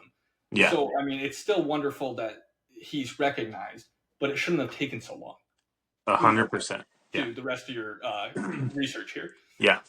So he's also in the Canada Sports Hall of Fame. His number 22 is retired by the Bruins. It's not league-wide, but it is by the Bruins. And in 2022, President Biden signed the Willie O'Ree Congressional Gold Medal Act, which awarded Willie O'Ree the U.S. Congressional Gold Medal. That's the highest honor that the U.S. Congress can give. Oh, I didn't know So, that. So then he has the I didn't know that either. honors of the Canadian Well, Order. he's got the Order of Canada, which is the highest civilian award for a Canadian citizen. This gold medal, I don't think, is the highest honor that an American citizen can get. I think that's like the Medal of Freedom or something. But this is the Congressional Gold Medal, so like Congress gave him this medal. Okay, right. It wasn't like a presidential. I think it's the Presidential Medal of Freedom. It's like the civilian medal that someone could get. But yeah, so Congress passed an act, or however it worked, to award him this medal, which is the highest that Congress can give out. Okay. Interesting. And let's see. They also, in Canada, they gave him a commemorative stamp in October of 2023, which I thought was interesting because I don't know how Canada does it, but I do believe in America, for your picture to be on a stamp, you have to be dead. Really? Yes. I did not know that. Now, maybe that's changed recently, but I thought there for a while, that's how you got a commemorative stamp. Well, Was commemorative being the key word, huh? you had to have passed and not be alive. I don't know if that's how it is for Canada. I don't know if that's still how it is for America. But I feel like that was the thing to get a stamp. To get your face on a stamp, you couldn't be alive. So I did not look into that too much, but is that a thing?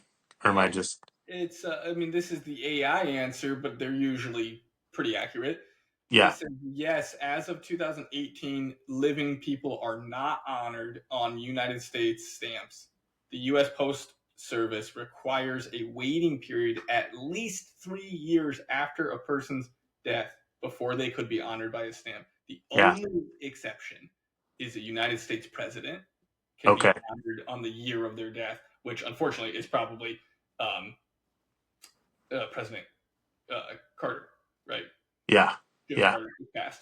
So interesting. I had no idea that was a thing. Yeah. Now, I'm assuming that's probably same standards in Canada. I don't know, but I just thought that was interesting that he got a stamp when... Yeah, I didn't know it was 3 years. That's interesting. Except for a president. I'm assuming it's pretty close. I guess in Canada, it's not like a hard rule like it is here. It's usual. According to this, it says people are usually honored on stamps after they have passed. Your eligibility is the Canadian Post considers people who have made an outstanding contribution to Canada. Okay. So I guess you don't have to be, where the U.S. it's like, no, there's a rule. Yeah. Kind of crazy, huh? Who knew? Yeah, I didn't know any of that stuff. You know what it makes me think of is, I probably shouldn't even, it'll ruin the movie if I even say it, I think. There's an old movie starring Cary Grant that talks about stamps. Okay. And Audrey Hepburn's in it. It's called Charade. Go watch it. It's a great movie. Anyways. All right. Will do. One other thing here.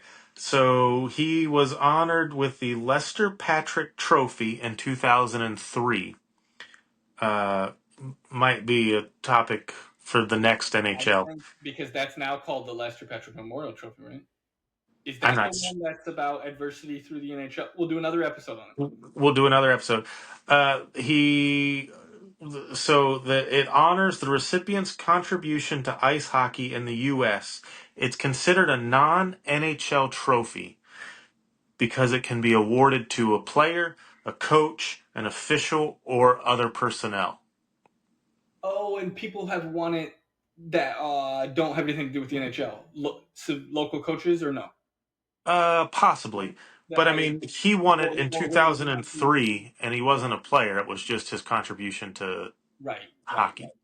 So Lester Patrick Trophy, future episode, NHL here. I did leave out one minor detail that I've been waiting to circle back to. So all of this stuff, played hockey in the NHL, 43 games, won a couple of scoring titles in the WHL, played hockey till he was 43, all that good stuff. And I don't know what the percentage is. I know that there's different definitions, but Willie O'Ree was blinded in his right eye by an errant puck 2 years before his NHL debut. Whoa. That's Yeah. so he was He kept it a secret. his whole career. He kept it a secret because he knew that would, Bruins aren't going to come call up the one-eyed guy. Now, I don't know, completely blind, legally blind. Right, 5%, 90%. What? I don't know. You think now? Imagine how talented he was. Where if he has that good of a career in the minors till he's 43, and you With have to one eye. If he was scoring 30, 40 goals in the minors and he was a white guy, would have he been called up? Maybe. I don't want to go too far down that road, but it seems weird that he was so successful in the minors and never got called back up. Yeah. With one eye. Yeah. So he's a 20-goal scorer in the NHL. If he's got both eyes, that's crazy. And I do think... I never knew that. Yeah. I do think... okay, so it happened 2 years before he made it. That gave him enough time to kind of adjust and know...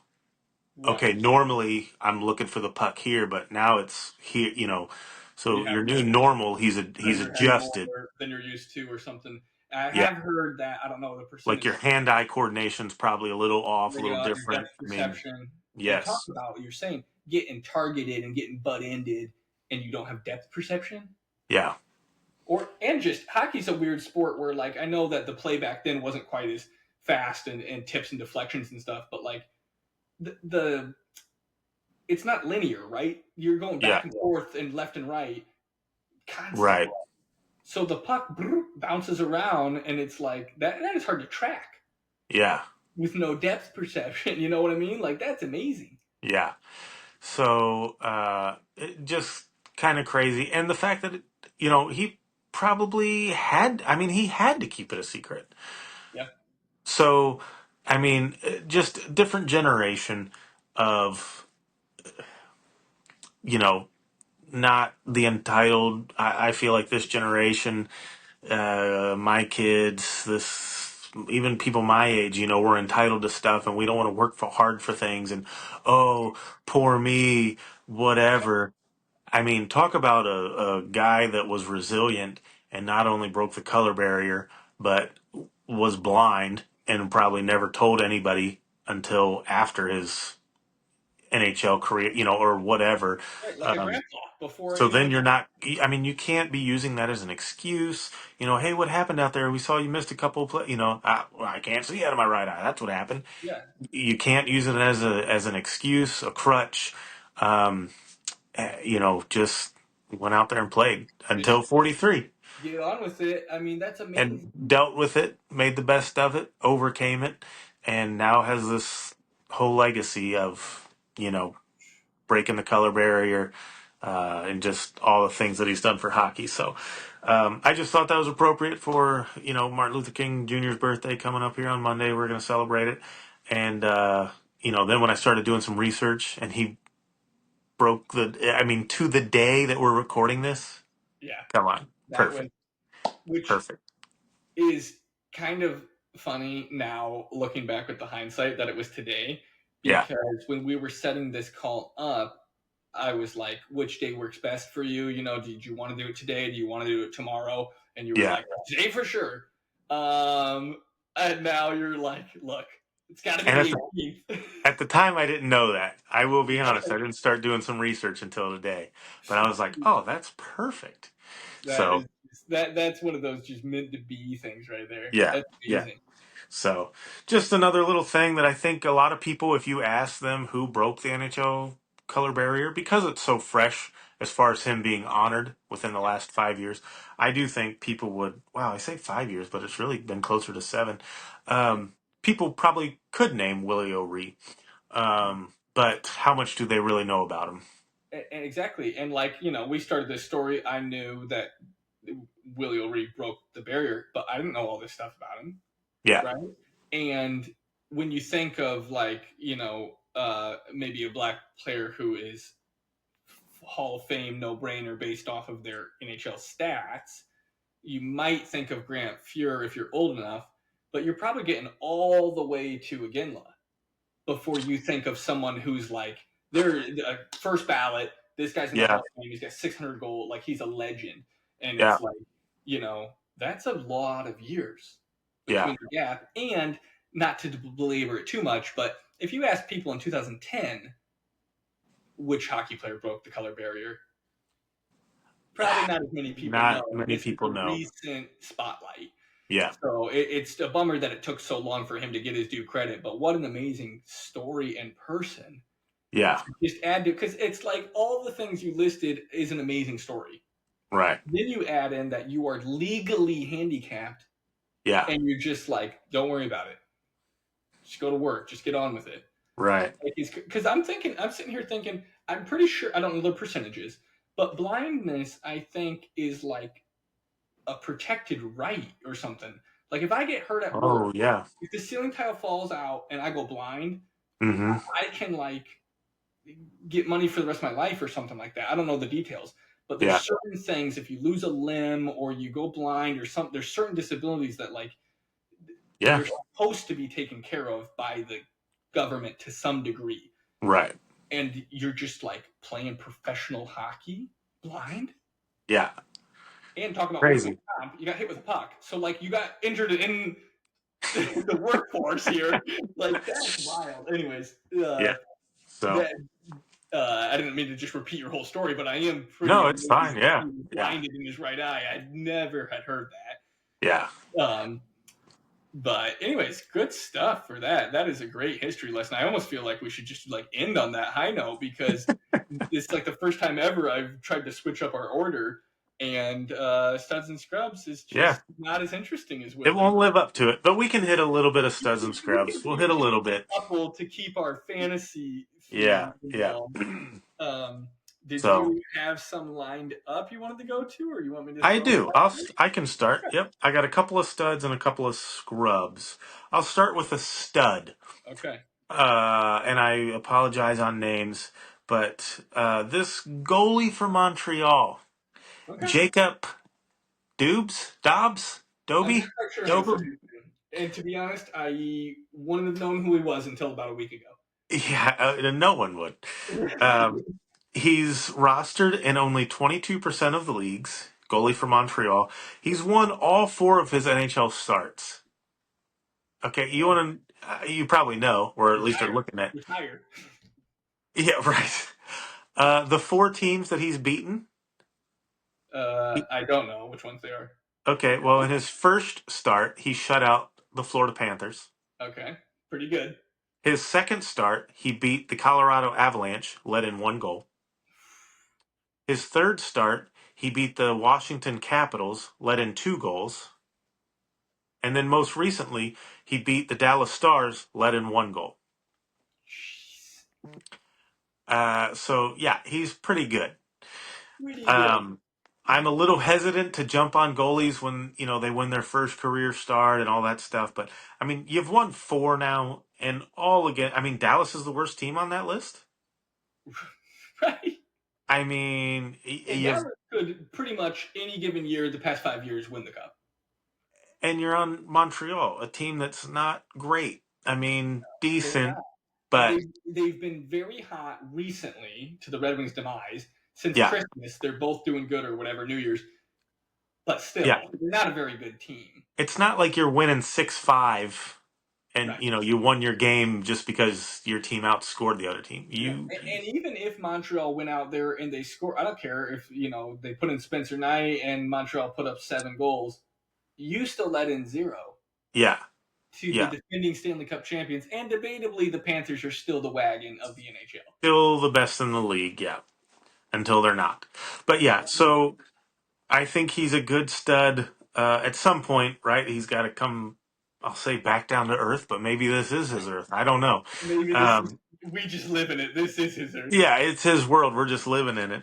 But a good goalie to go start for a couple of spot starts if you need someone. I don't think he plays a ton because they still have Monty there. But if he's playing and you need a goalie start, he's proven he can beat whoever he wants in the league.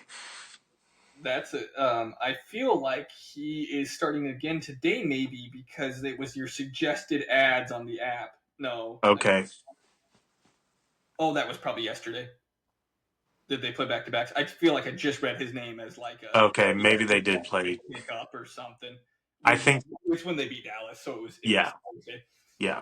So he's one of my studs. Keep an eye on him. Like I said, if you need a goalie spot start or something and he's available, not a bad guy to look into to pick up. That is a very good one. And yeah, you're right. I mean, it's Monty, however you say his real name, Montembleu. Yeah. He is very good, but he started the year as like, whoa, best goalie in the NHL. Come back to earth a little bit. So Yeah. when they have Dobbs or however you say his name, why not? Right? Why Especially not? with the goalies. For fantasy, it's like every league's a little different. Get on board, play our way. It's more fun. You go grab a goalie, get Yes. some points once in a while. Unfortunately, today's a good example for the Red Wings. Cam Talbot is usually a solid pickup if Yeah. you don't have him. Well, he led in 4 goals and got pulled, I'm pretty sure. I didn't watch it live because we were recording, but he got like negative fantasy points because he led in 4 goals and 10 shots and got yanked. Yeah. So, that's pretty rare. Normally, a goalie helps you out. If you're in categories, especially, the dude can't lose. Go get a win. And his goals against average, I think right now is like .92 or something crazy. Yeah. And it's weird how they calculate that because, I mean, he has a shutout. You would think he's let in 4 goals. He's played 4 games. His goals against average is 1. But it's actually even less than that. Yeah, because Because he's got a shutout. That works. But it Yeah. is like goals per. Even if it's 1, let's call it 1. He's letting in 1 goal a game in 4 games. It's not like it's been 1 game or 2 games. 4 games against quality competition. Yes, exactly. So points league, category league, he's going to get you wins and a killer goals against average. And I'm assuming his save percentage has got to be through the roof. I don't know what the shots against have been in these games, but all the stats are going to be there. The stats are all there, and 1 shutout and 4. I mean, come on. Which, Yeah. side note, not to call him a stud because everyone knows he's a stud already, but how about the stat I'm sure you saw with Hellebuck that he has the same amount of shutouts as losses on the year? I did not see that. He's only lost 6 games, and he already has 6 shutouts in like 30 starts. That's crazy. So Wow. we'll see if he can do it in the playoffs because the Jets, just like last year, are kind of like, yeah, people, are they a wagon or are they frauds? Okay, well, if Hellebuck can play at that caliber, and yeah, the problem is with the Central, right? I mean, you got to finish first. You want to play whoever sneaks in. Who sneaks in? Utah or you do not want to play. Look at the Central. You got to play either Dallas or Colorado if you don't win. I mean, you got cup contenders the first round Yeah. because of the stupid format that we do. Anyways, I'll go with a stud because he should be a no-brainer stud. Most likely not available as a free agent in your league because of his name, but he's been on the scrub list for Ooh. 30 or 40 games, Okay. and he's on the stud list again. Jonathan Marchessault. Okay. Okay, so he has finally picked it up. His stats for the year, he's got 14 goals and 19 assists. So he's on pace for 30 and 20. So, I mean, 30 and 40, right? So if I told you in July, Marchessault gets traded to Nashville and he got 70 points or 80 points, no one would be that surprised. They might think it's a little bit of a downtick. But considering he started the year with like 10 points in 30 games or whatever it was, he has been on a tear recently. He had a goal in 1, 2, 3, 4, 5 games in a row, and then he had what is this? 5, 6, 7, 8. No, wait, hold on, sorry. 1, 2, 3, 4, 5, 6, 7 goals in 6 games. And then he flipped and he's got no goals, but he's had an assist for 6 games in a row. Okay. So there's one game that destroyed his streak, but he's had a point in every game but one out of the past 12 games. And right now, he hasn't scored yet, but they are playing Minnesota and they're losing 4-1. So Nashville's still pretty bad and they're getting pummeled by Minnesota, but the game is only halfway over. He's got a chance to get you a point tonight. So if you don't have him, get him, because he is somehow still only in 80% of the leagues, probably because he was so bad at the beginning of the year. Yeah. But, now's the time. Maybe if you have him, consider trading high. Okay. It's one of those things where Nashville might turn it around. I think that they are too far out to make the playoffs. For fantasy, that doesn't matter that much. Marchessault's still going to play on line 1 or 2. He's still going to play on power play line 1, most likely. And eventually they're going to get goals, right? We've talked about this with Stamkos and Marchessault. I didn't think it'd take 40 games. I thought it would take 10. So, he's hot right now. And side note, Stamkos is decent right now. So they're both kind of getting their mojo. He's picked it up a little bit, yeah. So, like, they both kind of, if they're on your team, he's on the streak. Ride the streak. At least start him. Maybe consider trading him, trying to get something a little better for you or a different position. He's a valuable winger that's actually putting the puck in the net now. So if you need a D, look for a swap because he was not worth trading in November, and he is now. So there's my first stud. All right, I like it. I'm going to flip over to a scrub. I'm going to stick with the position, a goalie. Okay. Jonathan Quick. Now, I know that he's probably not on everyone's roster. I don't know what his percentage rostered is. He is going to be a guy that people just pick up and spot start. He's playing for the Rangers. And normally, beginning of the season, even last year, a great pickup for the Rangers spot start. Good team, a lot of goal support in front of him. He's a good goalie. And so he would win, I feel like, a lot of the times. And so it was easy points, pick him up, start him. He's got 2 wins in his last 8 starts. I've only gone back to his last 8 starts. I think that maybe pushed it back to like around Thanksgiving or something. But in 5 of those 8 starts, he's let in 5 or more goals. 5 or more goals in the last, 5 of the last 8 starts. Stay away from this guy. If you need to pick up a goalie for a spot start to get some points, go to my guy, Jacob Doobie, whatever. Get him. Stay away from Jonathan Quick. The Rangers are a dumpster fire right now. They might be sellers at the deadline. Who knows? But there's something going on there. Jonathan Quick is not as reliable as he's been in the past. Don't pick him up for a spot start. He's going to let you down. He's not worth it. Stay away from him. I know we all think, because of his name and because of the Rangers being so good on paper and everything that he would be a good pickup. He's not. Avoid him at all costs. Go get the guy from Montreal. I love that breakdown, and to piggyback on it, not my studs and scrubs, but I just looked because the Rangers are a dumpster fire. They just won tonight, Okay. but they once again get bailed out by Shesterkin, who's had some rough patches here and there this year. Yeah. We talked about it in the Christmas special, I think. Since Lundqvist started in goal, whatever when he first came over that was, 2005 or something, Mm-hmm. is it on purpose, their goal, to be mediocre and rely on the power play and then just pray that their goalie's the best in the league?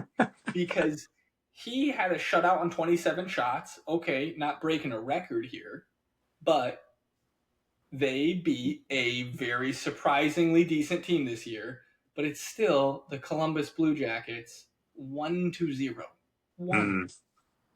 Now, I didn't watch the game live. Maybe it was a fantastic back and forth goalie battle, but it's like you literally can only muster up one goal against Columbus, who we talked about in the special. I hope that they make the playoffs just because the story's incredible. I hope they do it for Johnny. And they are hardworking and they're earning their wins. So nothing against the Blue Jackets. But on paper, like the Rangers should be the top 5 in the league. They're in a lottery position, and it's only Shesterkin bailing them out. And he did it again, where he used to be able to say, "Can I have a night off?" Because Jonathan Quick has won a Conn Smythe and is a first ballot Hall of Fame goalie who can stop the puck. Apparently not. Yeah. So, yeah, you are the highest paid goalie of all time. Well, you deserve it. Because if Shesterkin's off, they're in last place. Right. And if he's on, they could win the cup. I mean, how is it that dramatic? Yeah. Anyways, who did I have here? I feel like we might have said him. I think maybe Eli did the research, so I feel bad stealing it, but he just popped out at me. Scrub. Okay. We talked about in this episode, briefly. Matt Grzelcyk. We talked about his dad, but Matt Grzelcyk is a scrub. No offense, Matt. He's not really known for his points necessarily, but he has a decent amount of assists this year. So he was doing okay. So I cannot actually remember if Eli brought him up as a stud or a scrub. Probably a scrub because he doesn't get a lot of fantasies. But right around from like December 10th through the new year, he actually had a bunch of assists. So he was kind of valuable briefly. If you saw that trend and you picked him up, the clock's run out. Drop him. He had a great game against Buffalo. Who hasn't? I could. He had 2 assists yesterday.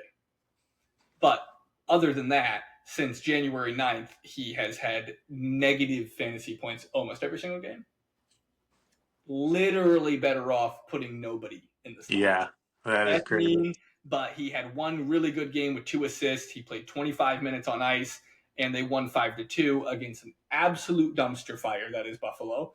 As good as the Red Wings streak was, the Buffalo streak was just as bad the wrong direction. I don't remember now their skid, but the Sabres, only 5-4 in their last 10. I thought it was more dramatic. But the Bruins are 3-5-2 in their most recent streak. So they're not good either, and they still pummeled them. So if you got Matt Grzelcyk temporarily over the holidays, great pickup. The clock's run out. Drop him. Grab someone else. Gotcha. Okay. Good stuff. Good stuff. I like it. I'm going to go back to a stud. Okay. I know I've talked about this guy before. He may have even been a stud before, but I didn't realize how much of a stud. Talking about the Columbus Blue Jackets. Kirill Marchenko. He's rostered in 83% of the leagues. So probably only available in leagues with 6 or 8 teams, leagues that aren't really paying attention or something. Maybe I would have to assume. Yeah, probably. I don't know what he was the last time I brought him up, but I know that he was getting a lot of time, kind of killing it. And I went back and looked in the last 27 games that they've played, so puts him, I think, right before Thanksgiving. There's only been 6 out of the 27 where he has not recorded a point. Oh, wow. So he's been on quite a tear. And in our league, where do you think, without looking it up, where do you think he's ranked in our league overall? This guy went undrafted. I do know that in our league. Probably not even heard of before. And he's on a team currently. Yes, and I feel like I But if should you know. had to guess, Yeah, let me try to think here, because I know it's a little higher than we probably would think off the top of your head, because we had talked about him. I feel like you gave him as a stud a long time ago. a while ago, because he was kind of hitting on some power plays and just kind of was on a real hot streak. Well, he's continued that. Yeah, it's like a comparable maybe would be I picked up Alexi Protas, and the Yahoo keeps telling me to bench him and play other Yeah. people, and I'm like, you're not reading it because he scores Yeah. every game. In fact, I Right. benched him today. He got a goal and assist. But anyways, Yeah. I bet you Marchenko is in the maybe he might break the top 50. I'll give him the 60, ranked 60. 13th overall That's crazy. in our league. Our goalie points work. Yes. In our league today, this afternoon, he was ranked 13th overall. Went undrafted in our league. Crazy. That is crazy. Also, lesson for Eli, giving up the whole season to get your draft picks. Yeah. You don't need. Basically the top 10. Let's call it he's in the top 10. And yes. Probably top 10 forward. I bet you he is. Yep. Because there's probably Makar above him, and there's probably Hellebuck above him. Just off the top of our head, he's in the Yeah. top 11. So Yeah. So, yeah, Kirill Marchenko, he's probably not available to just pick up if you're in a serious league or a league with a lot of teams. And by a lot of teams, I mean at least 10. You know, we've played in leagues before where it's 6 teams or 8 teams.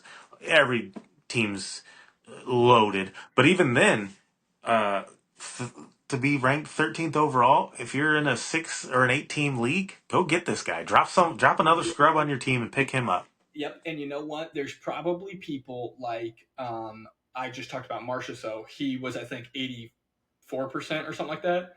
Okay. If you've got someone like Marcia who's on a current hot streak, and you play in a league with only 6 teams or 8 teams, there probably is someone like Marchenko available. Yeah. Because you're thinking, I have this big name superstar, and he's hot right now. So you're not going to drop him, but you should. Right. If you're in a league that small, they're all stacked. Mm-hmm. Marchenko's not that good. Yeah. Marchenko is that good. Swap them. You know what I mean? Yeah. That type of thing. So you're probably right. There's probably, and of course, there's some leagues that, who knows, maybe people made them and they don't play. Not paying attention. Yeah, I mean, I do think the percent rostered can sometimes be a little skewed, but overall, I think it's a decent thing to look at. You know, it is, because to be honest with you, when we started this podcast, I didn't really think of that as a good way to look at the studs and scrubs of the value of the player versus their availability. And you were pulling that out early on, and I said, oh, that is good, because if I sit here and say that this guy's a stud and you do the research to see that they're overperforming what most people thought, that's great.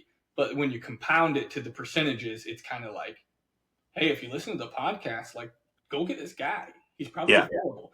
And the Yahoo suggested ads and starts sometimes blow my mind. I just saw something, I don't know if it was clickbait, but it said time to move off of Ovechkin and go get da-da-da. I saw one at work. I was in the bathroom the other day going in, and I almost audibly made a noise. It would have been weird. I go in, got the headphones on. My office is real quiet. Everyone has their headphones on. So I go in, and Yahoo comes up, and it says, why is Evgeny Malkin being overlooked? Pick up for your fantasy or whatever. And I said, because he's garbage and he can't score. I look like a lunatic screaming at my phone, but Marchenko, you said in 27 games, there was only 6 he didn't have a point in. Of the last 27, yeah. So I calculated real quick. That means 21 out of 27, he does have a point, which breaks down very nicely to the .7777 infinite. So go buy your lottery ticket. So 77.77777% of the games he's scored a point in. So you're saying if you get 1 point in 77% of, I mean, you're automatically locked in for 60 points on the year with no multiple point games. Yeah, that's just one. Yeah, if you just do 1 point. That's just the math. That's the quick math. I don't know what that is, but that was a really he's good been on a tear. I've got one here that I want to say is a stud, but his stats don't say it yet. But he's a okay because he's only available in. He is available in 46%. And the did I lose you? You good? Okay. Yeah. We good? Yeah. Am I there? Yeah. You went dark, but you came back. So okay. You don't have like an error message. We're fine. No, I unplugged my phone. Oh, okay. Sorry. So this player is 46% rostered, but he was 37% rostered. He just went up. But I picked him up doing the thing we talked about last podcast with if somebody's on long-term injured reserve, pick him up and bury him on your team. Yeah. Philip Hronik. Now, I picked him up, and I got a little bit lucky. There was no timetable on Yahoo, and I couldn't find much in the news. But he had been on LTIR for like a long time. Yeah, it's been a minute. So I put him on there, and I had him and Doughty.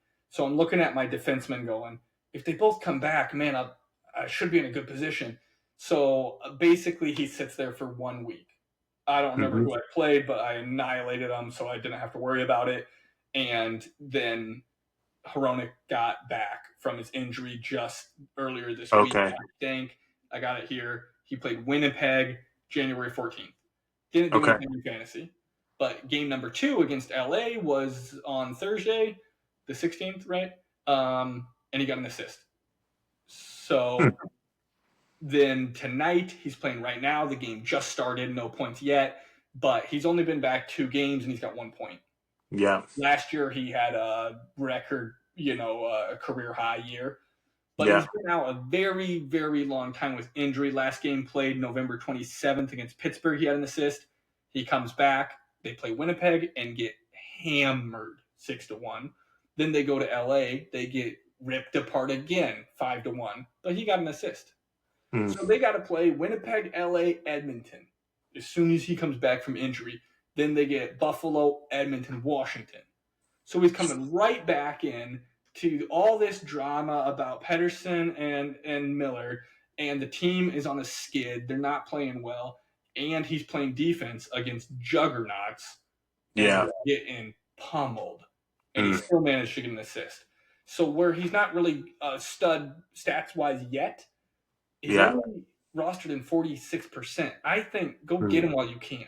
Yeah, that is a good pickup. He's going to get out there. He's probably going to get a point every 2 games or 3 games, right? So you're thinking he's probably going to get you 20 points out of the remaining 40. Yeah. That's pretty good. We're about to have the 4 seasons break. I don't actually know if Hronik's on a team off the top of my head. I don't believe so. But to your point, he's going to get some playing time. Get a little playing time. He probably is on power play 2 for Vancouver. So getting a goalie getting a defenseman that plays on the power play. Yeah, he most likely is. I should pull it up right now. It's probably hard to find at this point. I would imagine most of them are taken. Yes. Quinn Hughes is probably power play 1. I feel like maybe Eli told us he was on both, like Ovechkin. He's not listed as it though. So line 1. Well, maybe they ease him back without whatever injury. Maybe they. Yeah. So according to Daily Faceoff, Hronik is on power play 2 because what they do is they put Quinn Hughes with Pedersen on the point. So they play 4 forwards. Yeah. And then actually they do on line 2 also they put Besser on the point apparently. There is a little bit of a drop off, although not to be mean again, I can't leave the poor guy alone. But the number 1 center on power play 1 is Jake DeBrusk. So they're not scoring on the power play 1. So when they go to power play 2, Philip Hronek has a chance because to me it looks like unless Quinn Hughes puts the puck in the net, just put the second line out there because they're not doing anything.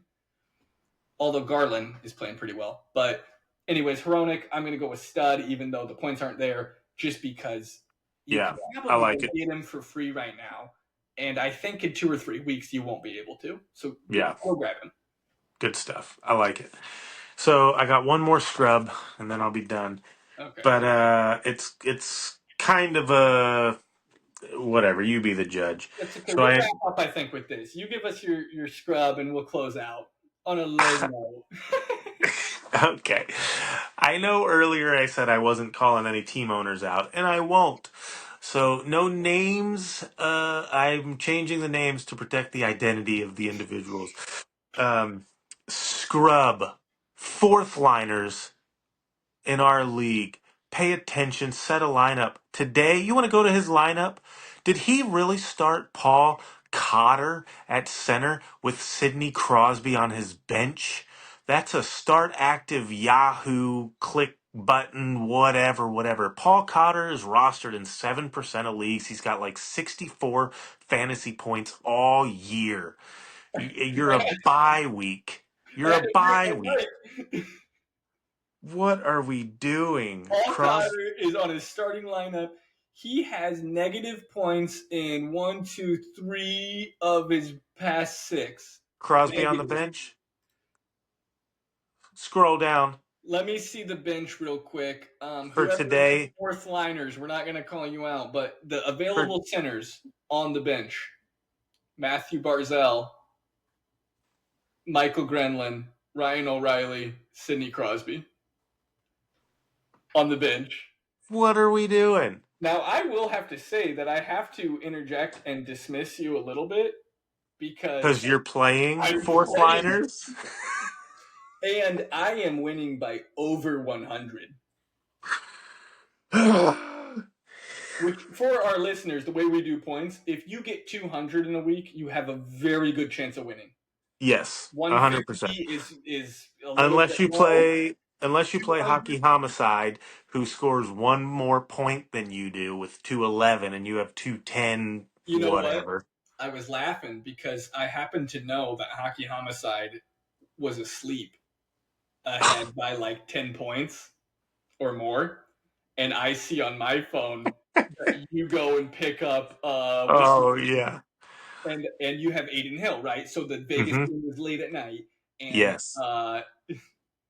The Hockey Homicide was winning by 10 or 12, and I see you make a move and starting the goalie. Vegas is probably going to win, and I'm looking at it going, "Oh, they're going to wake up pissed."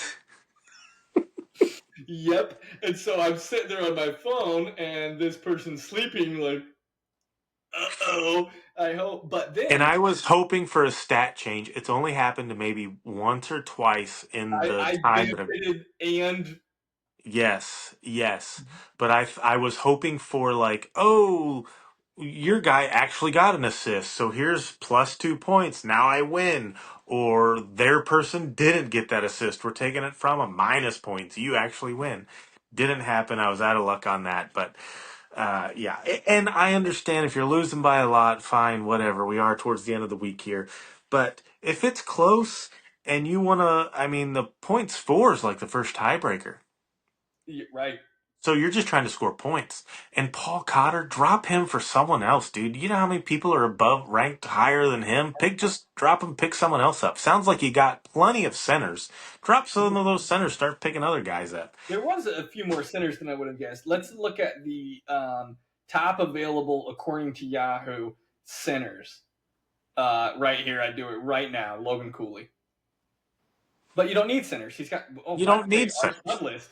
Logan Cooley scored 3 games in a row, so grab him. Yeah, right. Okay, Quentin Byfield. He doesn't have a ton of points right now, but he's okay. Jonathan. How many centers does fourth liners have? Don't pick up centers only. Never mind. Matthew Nyes. Centers only. I had it up. Crosby, Barzal. You got a lot of center wingers, but you got center only is just Crosby and O'Reilly. But he's got Granlund, O'Reilly, Crosby, Haberdew, Paul Cotter, and McCain. Who's Paul Cotter? Those players, Who is Paul Cotter? We could probably get Paul Cotter on this podcast. we might be able to. In fact, I feel like if I couldn't pick Paul Cotter out of two people. No. Offense, Paul. But I don't know. I didn't even know that he was on the Devils, to be honest. When for some reason when you said that, I'm looking at his thing, and I think it's because you said Crosby. I'm like, I don't know who this guy is on the Penguins. Well, he plays for the Devils, so there's that. But anyway, I'll stop harping on fourth liners, but dude, pay attention. is available. Did Eli drop him? Sorry, who? Names Honey Nut Cheerios. Alexi Lafreniere for the Rangers. Oh, maybe. He's available. Now, to be fair, he is a little bit of a scrub recently. He has gone a lot of games without a point. Okay, yeah, he may have then. Eli is better at it than I am as far as cutting ties with players. I'm not saying that's a good or a bad thing. I'm just saying I'm usually a little more patient. Sometimes that bites me in the butt. Sometimes I hang on to him too long.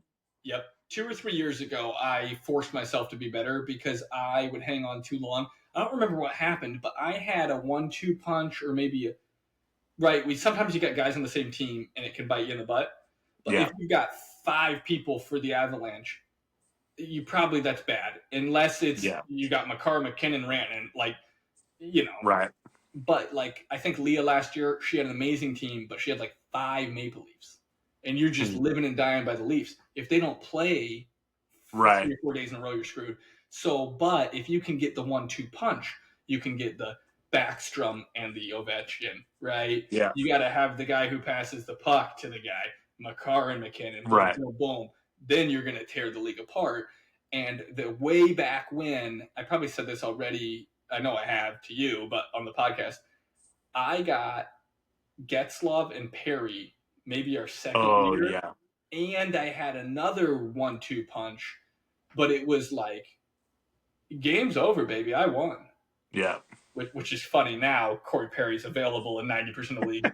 But it's I thought it was over. And that was the first year that they crapped the bed before Perry got traded away to Dallas or whatever. And so it was all of a sudden, my top draft picks, my thing, and I kept them both the whole year.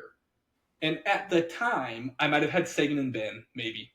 So I had these awesome 1-2 hits that were all horrible. So my top 4 people in the league were garbage.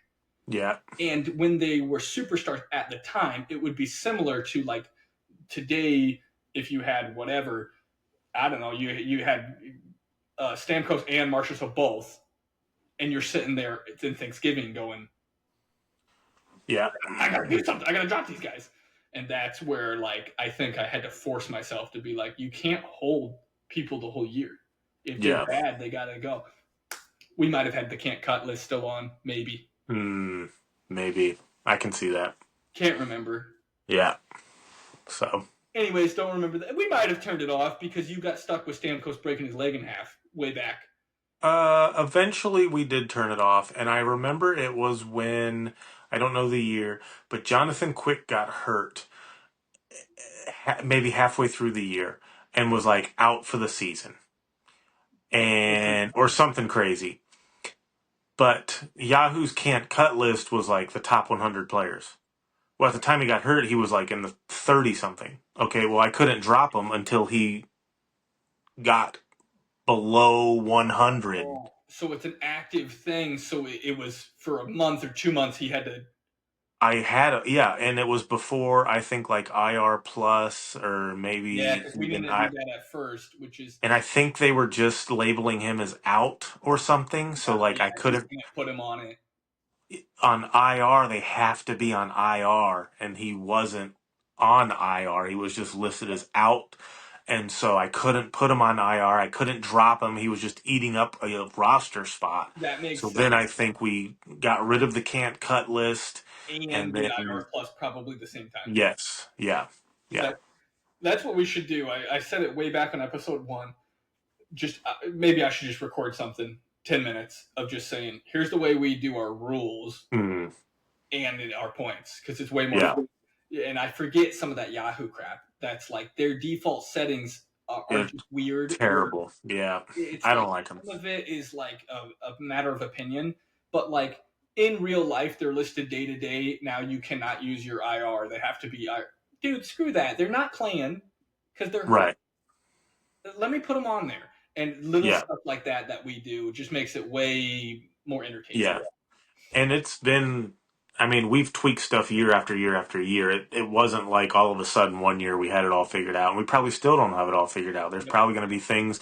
I mean, there's things right now that we can talk about on another podcast, but I know there's talk of, hey, let's get rid of a defenseman spot and just throw in a flex position that could be another forward or another defenseman. But maybe, and maybe let's throw hits in if we're going to do that, just so D have a little value. A Chris type. He's having a great year. There's still things that we're, tweaking and can talk about in the off season or another podcast or whatever. Absolutely, there's the thing. So, you know what? The only reason I think Fourth Liners has had a couple of wins is because Quinn Hughes a little bit. And William freaking Nylander is just a machine. Yeah. That's got to be his main drivers.